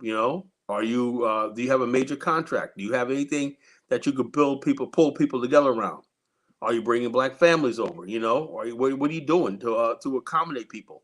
When people come to this country from other countries, they already have a network and a community to plug into when they get here. So who's giving these bad ideas? Oh, it's everybody on social media who wants everything quick, fast, and hurry. It's not even that they're bad people, right? They're just basically, this is a problem, brother. And people need to understand this. I want people, they don't listen to nothing I say, right? Stop listening to people on YouTube, TikTok, and everything. When you watch something on a broadcast media, right, and you can't compare the same thing. Because before somebody says something on the broadcast, right, they got what they got to talk to editors, you know, or the anchor or people like that and say, you know, before you say that, and the scripted and what they say out there, because once it goes out there, it's out there, you know, and there's accountability. When people on YouTube have a YouTube channel, there's no accountability. There's no fact checking. There's nothing to back them up. So people are now sitting online watching YouTube and TikTok and Facebook, and they understand. You listen to somebody in their basement sitting in their pajamas. They're not listening to somebody that basically got somebody holding him accountable for what they say and do. You know, and when you go like what's that one girl that just got fired from MSNBC? Forgot her name. You know, I don't remember. Yo, Big Black, you know her name? The girl that just got fired from MSC. Oh, I know who you're talking about. Oh, I don't watch, but I know exactly who you're talking about. Okay, fired from MSNBC. And why would they fire her? I'm sure because she was talking stuff like we talk, but on their network. You know, you talk about white folks and everything, but you want to do that, you get your own channel, YouTube channel, and everything. You go on their network and everything. You got to abide by their rules. Exactly, just like we were talking about when we're traveling and moving around and doing things in different countries. Yeah, her name was Tiffany Cross. That's her name. Okay. Yeah, so the bottom line is this: you're on MSNBC and you want to talk black, this, that, the other thing. Yo, look, there's a time we talk, but if you're on MSNBC, a major news network, somebody's going to hold you accountable. Now, if you want your own YouTube channel, you can say whatever you want to say. It's your channel. You know, but when you got major network and sponsors and everything, and their credibility is on the line, you got to abide by their rules. We black people, we don't seem to understand that. You know, we want to be hard headed. It's the same thing when we go to the African continent. They want, you know, they wouldn't want to abide by rules and everything like that. And a lot of people are like, man, what's wrong with y'all? You don't want to abide by nothing. You don't want to respect anything. You know, it's the rules. There's rules in this thing. There's things. So, like I said, when you on MSNBC, when you're on YouTube, you got people giving people bad advice about finance, about life, you know, relationships and everything like that, you know. Everybody's an expert on women, you know. Every woman's an expert on men, you know. And you got these people sitting there all day and all night, you know. You don't, you know, their personal life. You don't know how are they successful women and everything, you know. Yes, we said Tiffany Cross, you know, we found it. But the bottom line is this: so therefore, they're giving out advice that people are taking it to heart. And me, Bomani and I always say, when you talk about going to Africa, look, this is not you understand. You're going to a third world region. Do you have money? Do you got health care? Do you got burial insurance? Do you got stuff to get you out of it? Do you got a savings, a backup? Do you got family members that could come and bail you out? You know, are you going and being with a community of people like yourself and everything? When we go to Africa, everybody's a rugged individualist, you know, with their dashiki on. They're more white than a white man is. Everybody's a rugged individual. I'm on my own, everything. In my plot of land. Well, damn, okay. What's that? Grizzly Adams, the one, you know, Grizzly Adams, the one out he out there by himself in the woods and whatnot, you know, with the bears and whatnot, you know, living off the land. Okay, Grizzly Adams, you know, he away in nature, away from humanity and everything. Look, this ain't Grizzly Adams and shit. When you go to the continent, you should be together. You know, people should know how to do things. Should have survival courses. You know, first aid. You know, you have to pull together. You know, if you want to survive. You know, and stuff like that. So, you know, that's what I would say. But by the reparations movement, you know, it's just a stunting show. Tariq is just basically trying to make a name for himself, and they're out. Everybody put their name in there. Oh yeah, reparations. They know they ain't got. But really, they're just plugging their own. Voices knows that not gonna happen, but he just plugging his own book, whatever he's doing with his those fake ass get rich quick schemes that he got, you know, and everything. You know, everybody's plugging himself. Get rich quick schemes. Yeah, it's a Chinese guy, you know, some Chinese guy selling thing, a multi MLM business. You know, you buy this, I'm gonna show you how to get rich, dude. Man, get out of here. You know. And what gets me is I know a lot. I listen to a lot of white guys who have ideas about business and stuff like that. That they be these young white guys be taking this internet and technology and everything, and they be making money and all kinds of stuff like that. Young white guys, you got guys in that Gen Zs, they're making millions and millions of dollars using Amazon, using all kinds of programs to do e-commerce and everything. I have yet to see anybody black get on any black platform say, "I got the way. how you can make money and like that. None. You know why? Because we don't put any work in anything. We want to sit on YouTube all day and do nothing. Yeah. And that's the Yes. truth. I've yet to see anybody get on black YouTube say, I got to remember what happened to all the crypto people. They all crypto. They all got because crypto. Oh man, that bombed. Remember that? Everybody's crypto. It's a new wave and everything like that. You know. But what happened to that? I think they're out there, but they're not in these groups. It's a small amount, right? That's out there, but they're not in these so-called groups that they have, right? Like the manosphere, and they don't. Oh, they were join before. They were like a year ago, 2 years ago. They were. Mm-hmm. You know, but they all disappeared because they weren't making the type of money that the white people are making.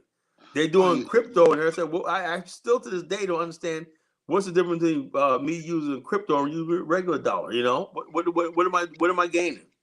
Mm-hmm. Bitcoin, whatnot. What am I gaining? You know, Your wallet. you know." And I'm saying to myself, now, if you I said, if you go to a country like Ghana and Africa or whatnot, and start using Bitcoin and stuff like that to do trading, and so therefore, if the Ghana CD is at 20 and the crypto is still pegged to the value of the dollar, you're doing good. You're not losing anything. But I haven't heard that talk. Mm-hmm. You know, everything's some get rich quick. I'm gonna get rich on Bitcoin. I have not seen any black person get rich on Bitcoin. You're right. I think there was a guy that he was part of the Manosphere. He broke away, but his show was based on a lot of technology. I think I clicked That on guy, some. that guy Anton, whatever his name is, a millionaire. You know, he's that guy Anton, whatever. Daniels, I think. I think that's his name, but he does good. He does good as far as finance stuff like that. But he never discusses how he makes his money, and so he does sometimes. He helps you out and everything. But he says he runs a couple of technology businesses. And he's making money, and he has some bragging rights. But for the most part, most of these people on internet and everything, they ain't making any real headways and everything. You know, because that's what people want to hear. You know, people want to hear. White people, like I said, the CD, Sky City stuff and Sim City that I used to do back in the days when young white guys are designing new cities, and they're basically saying, yeah, you know, how you think Dubai got built? It's young Arab white guys sitting around saying this could be the city of the future. We could do this, land reclamation. Then they did the studies, and the guys in Emirates, they don't know what the fuck they're doing. Say, okay, we got the money, let's do it. Mm-hmm. You know, you don't see black people doing stuff like that. You know, we're not just that type of people. We don't take our mind and think on that level because we live in captivity. We know the white man's going to provide for us. They're going to solve all the problems for us and everything. We're like a pet. A pet doesn't worry about where his food's coming from. He knows his master's going to feed him. His master's going to take him out to walk. His master's going to provide for him, take him to the vet. That's what Black America is. Yeah, we do have a lot of people out there that a lot of leaders that have different ideas and ways, and a lot of them think they're gonna trying to find a way other than going back to Africa or trying to link up with other Africans and think they can, we as a people can make it without, the help of our brothers and sisters, without us joining together. I mean, yeah, we can make, but we're better as a unit to me than just working. The big black. Let me ask you a question. Do you remember when Stanley Crutcher was killed by that lady Betty Shelby? Stanley Crutcher. See, you forgot in Oklahoma. Okay. He was on the side of the road fixing his car, and she rolled up on him and whatnot. Told him to get his head up, and right on camera, she blew his brains right out. Oh, I didn't hear about that story. Yeah, it was back in 2016. Wow. Now that right there, when I saw that, then the state of Oklahoma basically told her, let her off, right? And then she got a job as a sheriff's department, and some other sheriff's department hired her.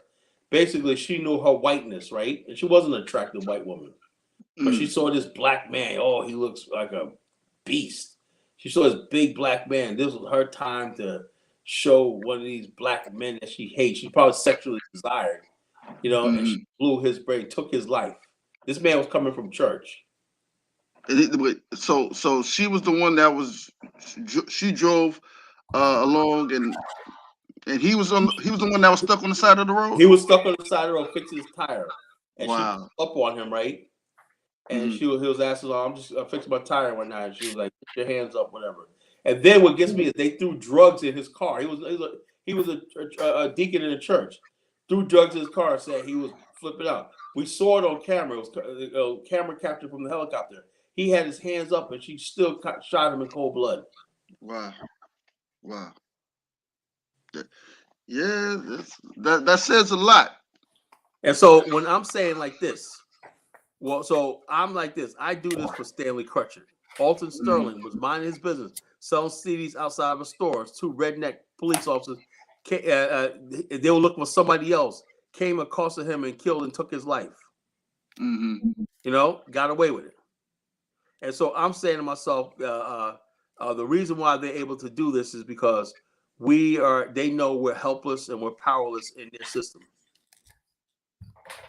Yeah, one video that kind of got me. It was a video out about a guy that was about to get hung. He was hanging out with his girlfriend. He was interracial dating, and this is in Indiana, and they actually released the video, and you know, there was a group of white guys that were saw him in the forest with the white girl, and these guys were about to hang him, and they showed him right before.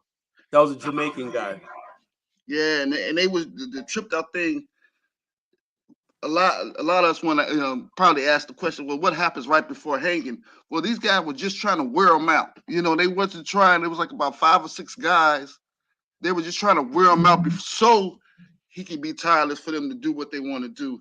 And it's like, wow, that's evil as hell. You know what I mean? The line is we go to sleep, right? We give birth and we have kids with a society that does not value us, right? Because we are so scared to part ways with America. We worship America so much because we don't believe in ourselves. We don't believe in God. You know, I believe God wants us to have a land of our own that we could be proud of. You know, and so the bottom line, I'm sick and tired of people defending America. That ADOS FBA stuff is nothing but defending America. You know, the reparations movement, you owe what? You just basically trying to defend America and basically like this. It's over between us and America. That's the way I see it. It's time for us to build an Afrikstan, you know? Absolutely, brother Kala, absolutely. And you know, it's that time where like probably way past time, but yeah, man, it's late. Both of your energy and let's connect back another time and share some more with the people. Folks. So family, you know, we always have the connections and the information, so you can always reach out because we're all, you know, throughout the week we're doing business and things, and that's what we want to connect with you on. Come on an Africa journey, come get some land, come enjoy paradise. Yeah, one more thing about Zambia. Go ahead. Zambia got more black Pan-Africanists than we do in America. My boy Bapupwe, if this guy joined the BAO social network, he would know these things. You know, people want to get in the chat. I mean, are you guys really serious about this? If you join our social network and everything, you would discover what we have in Zambia and stuff like that. You know, we have a social network for a reason. You know, like I said, people got to stop basically sitting on the sideline. We need men to get up and say, yeah, so let me part of this. Are you serious about this? No, you just like being a spectator. You know, join the BAO social network, right? Look at the Zambia chapter, you know, and see what's going on. Connect with people down there. My boy with Poopway, that guy is more Black America. He's more right. They read Dr. Clark and everything. Zambia is just like a little Black America down there. You know, they all the stuff there. They got more Pan Africans down there than we do in America. You know, so the bottom line, yeah, they got Zambia. And Zambia's like, man, we want to build these city states. We want to bring Black people to America home. But everybody in the Pan-African world, all they want to do is, I don't know what the Pan-African world is doing, but the countries that really ready to receive us, nobody wants nothing to do with. Oh, that's too far away and everything. Think you're going to be, man, you know? I like Ghana and these countries like that, but the white man is too entrenched in West Africa. And the Negro-European culture is too entrenched. The tribalism and Negro-Europeanism. You know, you go to the Southern Africa region right there, and you got people out there saying, we know all about the white man. He came through here and he fucked us up and whatnot. They're ready to, they know what you're talking. They know who Marcus Garvey is, you know? They know all this stuff, you know? So we got to look at Africa like that. We got to start building with a country, people, the people that receive us, we build with them. If you don't receive us, hey, fine. You know, but we're not going anywhere. You know, we're going to alter the whole history and the trajectory of Africa with the Afrikstan project. You know, and what's the difference in Cobra and Trust for reparations? Bottom line, Bomani, tell him about the Cobra movement, man. How long? Tell me what you said about the Cobra. 20 years. Talk about that. No, since I came here, I've been here 21 years. Since I came here to Georgia, I've been hearing about it, and I mean, it's just Black organizations nowadays. But as far as the specific movement, as far as reparations, it's long and drawn out. I mean, they've been saying reparations. I mean, people have been trying to get a ballot. They've been trying to get it on ballots for a long time, and it's been. They're doing something just to say they're doing something. It's a feel-good movement and whatnot. That's for women. You know, all these movements are run by dudes with women energy. They're not builders. You know, the nationalist movement is a man's movement. You know, all that feel good. We're gonna get reparations. We'll sit around and talk about reparations. White man owed us. Guys, a bunch of guys crying on each other. We did us so wrong. Yeah, they don't give a damn, and you ain't gonna get a dime from them either. You know, so that's what the problem with these the Cobra, ADOS, and all these people. Yvette Carnell deliberately created ADOS despite the Pan-African movement, right? And created a reparations movement, right? Because we said, look, to go against the buy black, she started saying stuff like, well, you can't do for self. Y'all don't got no money. Black people ain't got no money and whatnot. And then we should find out that Bomani people, we're taking people to Africa. How do they afford that? So basically, we work. We don't live in our mama's basement. Money, we have jobs and everything. Black people aren't poor. Build a career, build business. You know? And so when she's living in her mama's basement and whatnot, you know. So these bunch of losers, this is what you're following, losers. Yeah. You know, this movement right here is for winners. Yeah, and I think too, another reason why she didn't like Pan-Africanism, because a lot of us Pan-Africanists, we're against homosexuality, you know, the teaching of spread of homosexuality. And also she made the comment that Black people in America are a different race. We're mixed with white people and that. So that's another thing.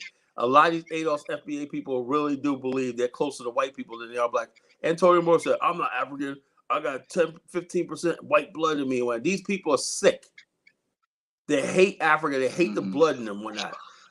Anybody that hates their race or who they are and everything, you can't listen to them.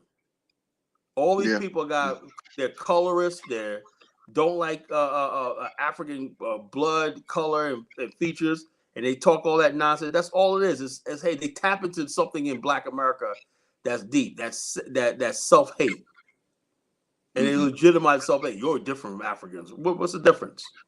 You know, we're different from them. You know, how are we a foundational Black America? Where's your foundation? Detroit? That's a joke. Gary, you know, Pittsburgh, all these failed Black society, all the war zones, Baltimore. Wow, we're foundational in Baltimore. You know, Baltimore is a hell on earth. Chicago, O Block. Oh yeah, that's our foundation. These people aren't serious. We broke down the thing about Black towns and everything like that. You think they would get on and say, "I'm a foundational Black American. We should rebuild Black towns in America"? No, they don't get on here and say that. They're in the chat room trolling all night. See, they come in here and we trap them. You know, we take a topic and we know how they're gonna react. They fall right into our trap. I gave them a win. I gave them something to build on last week. I talked about Black history of Black towns and everything. You think they come in and say, "Okay, I'm a foundational Black American. Let's rebuild Black towns in America"? No, they didn't do that. That's what you're dealing with. You're dealing with phony people. The ADOS FBA reparations are phony movement. You know, phony people don't want to build up with black people. All they're trying to do is distract the Pan-African cause. That's what it's all about. Yeah, the museum is only like when as far as like square footage, so like no more than 3,000 square foot. I said, you know what you ought to do? He ought to just go ahead and get a Dollar Tree franchise and make some money. Turn that into a little Dollar Tree. Yeah. Turn that into a Dollar Tree, Tariq. You know, and make some money. You know, make your money back. Super Dollar Tree. Yeah, well, Dollar Tree. You know, and I asked somebody, my boy Nee Sampa, I said, "How is the Dollar Tree business growing in Ghana?" After somebody said, "Man, the Lebanese and Indians got that locked up." Meaning to tell me, damn, we can't even go to China, get all that cheap shit, and open up our own Dollar Tree franchise. We got the Lebanese and all the people making money off of that. Yeah, brother, it's true. It's true. God damn, man, we can't have nothing for ourselves. Wow. Yes. And that's what I be telling people, man. Malls, Lebanese, Chinese mall. This is real here, man. Somebody like, let's go to Africa. You got an organized plan, Negro? No. You know, why don't you get with Bomani and start building something, you know? Nah. You know, that's what I said. The only people we should listen to right here is Bomani, myself, people on this side, because we're level-headed. We're pragmatists. You know, to do this right here is going to take unity. It's going to take all of us putting our energies together. And we have to be on some sort of code. Because we're up against a lot of shit, you know, in the future. You know, up against people who are playing for these people, Lebanese people, they play for keeps. You're going away playing Pan-African when these people are coming for blood. You know, what I'm hearing now, man, the Lebanese are freaking making real moves in Liberia and Sierra Leone, and they're linking up with like Hezbollah and different black radical Muslim groups in West Africa. So we're up. This is what we're up against, folks. They ain't probably not gonna paint you no pretty picture. If we want to redeem Africa, man, it's gonna take bloodshed.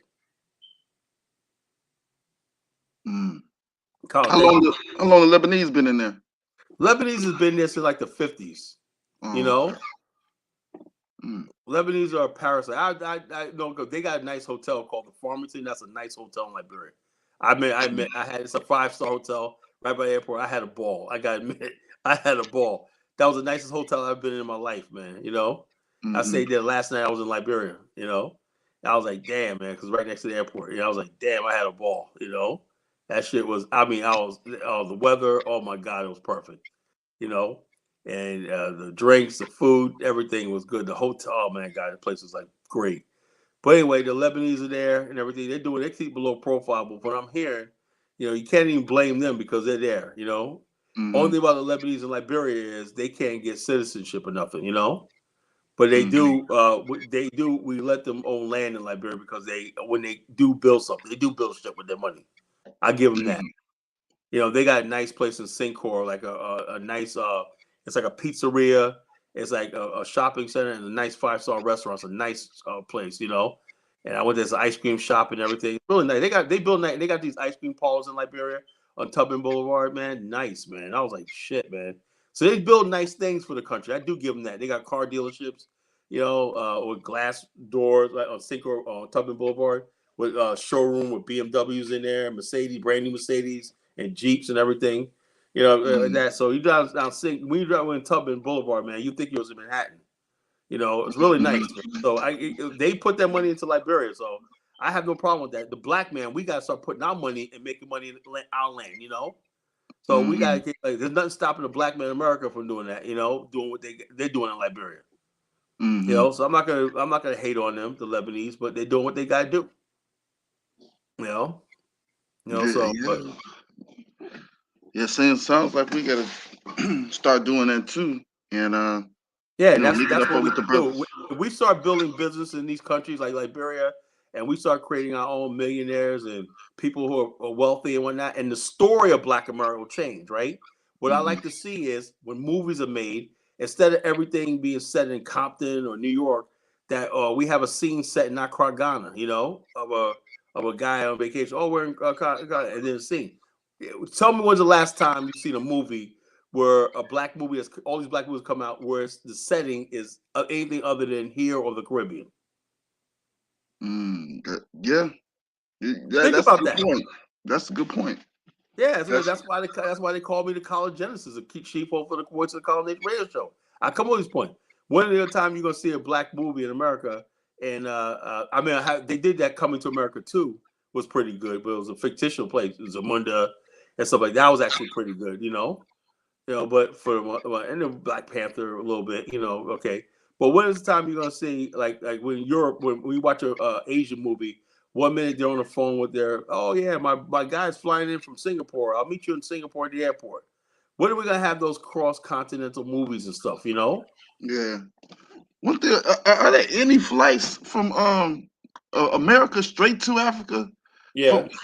Oh yeah. To Gambia. The Gambia? Gambia, Senegal, Gambia has straight flights. Oh yeah. In Morocco. From all the Yeah, major airports? No, I mean there's a lot of different countries. I mean, like there's direct flight on Delta Airlines from New York JFK to Senegal, and there's direct flight from New York JFK directly to Accra, Lagos, and you have United have direct flights from Washington Dulles. So just to give you a quick example, and then you have Egypt here have their direct flight from JFK to Cairo, Royal Air Morocco, and so on. Ethiopia. Yeah, because every time I hear, people say they go to Africa, they're always saying that they have to go to Europe first and then land there and then go or go to another country outside of Africa, then have to cross over to go to Africa. It's a choice. It's a choice everybody makes, and they know what they're doing. Mm. In Liberia, they had a flight going from Ghana from Atlanta to Ghana. When Delta was going there, and it was going back to it was stop over to Liberia. They go to the United States. So that was it. But then Liberians screwed that up, and they didn't get the airport right. But Delta is supposed to be coming back. Right now, the main flight is Morocco to Liberia. My friends fly to Morocco, Air France, and the United and Air Brussels Air to Liberia. You change over in Brussels, Mm-hmm. So based on the country, like example, a country like Ghana, you have a few different direct routes, but most people when they are traveling for convenient and price adjustment, especially when they go to certain countries, the connection is in Europe, Paris, France. I mean, sorry. Oh, so you're saying they go to Europe to save money to have that? It's based on the routing options. If there's a direct route option that's saying $4,000, and then there's a connection route option that's in Paris or London or Amsterdam, and it's just a few hour layover, more than likely you'll take it for $2,000. Okay. So and then depends on the season and things like that. So I've had plenty of direct flights directly from the US, but certain times we have had to do connections. Okay. So that's what I mean by it's it's a choice based on whatever you're looking to do, however you're looking to do your routes.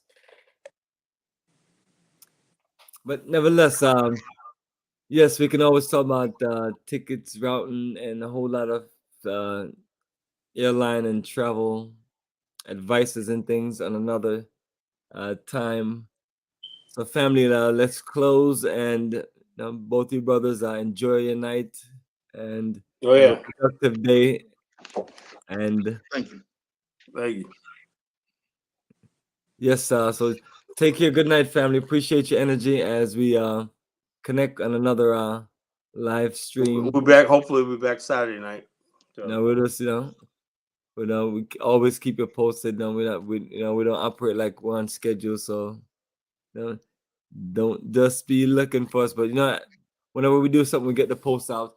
So just hit those magical buttons, and we'll connect with you. Yeah, join the BAO social network. Like, share, subscribe, folks. Put this message out there. We need your support.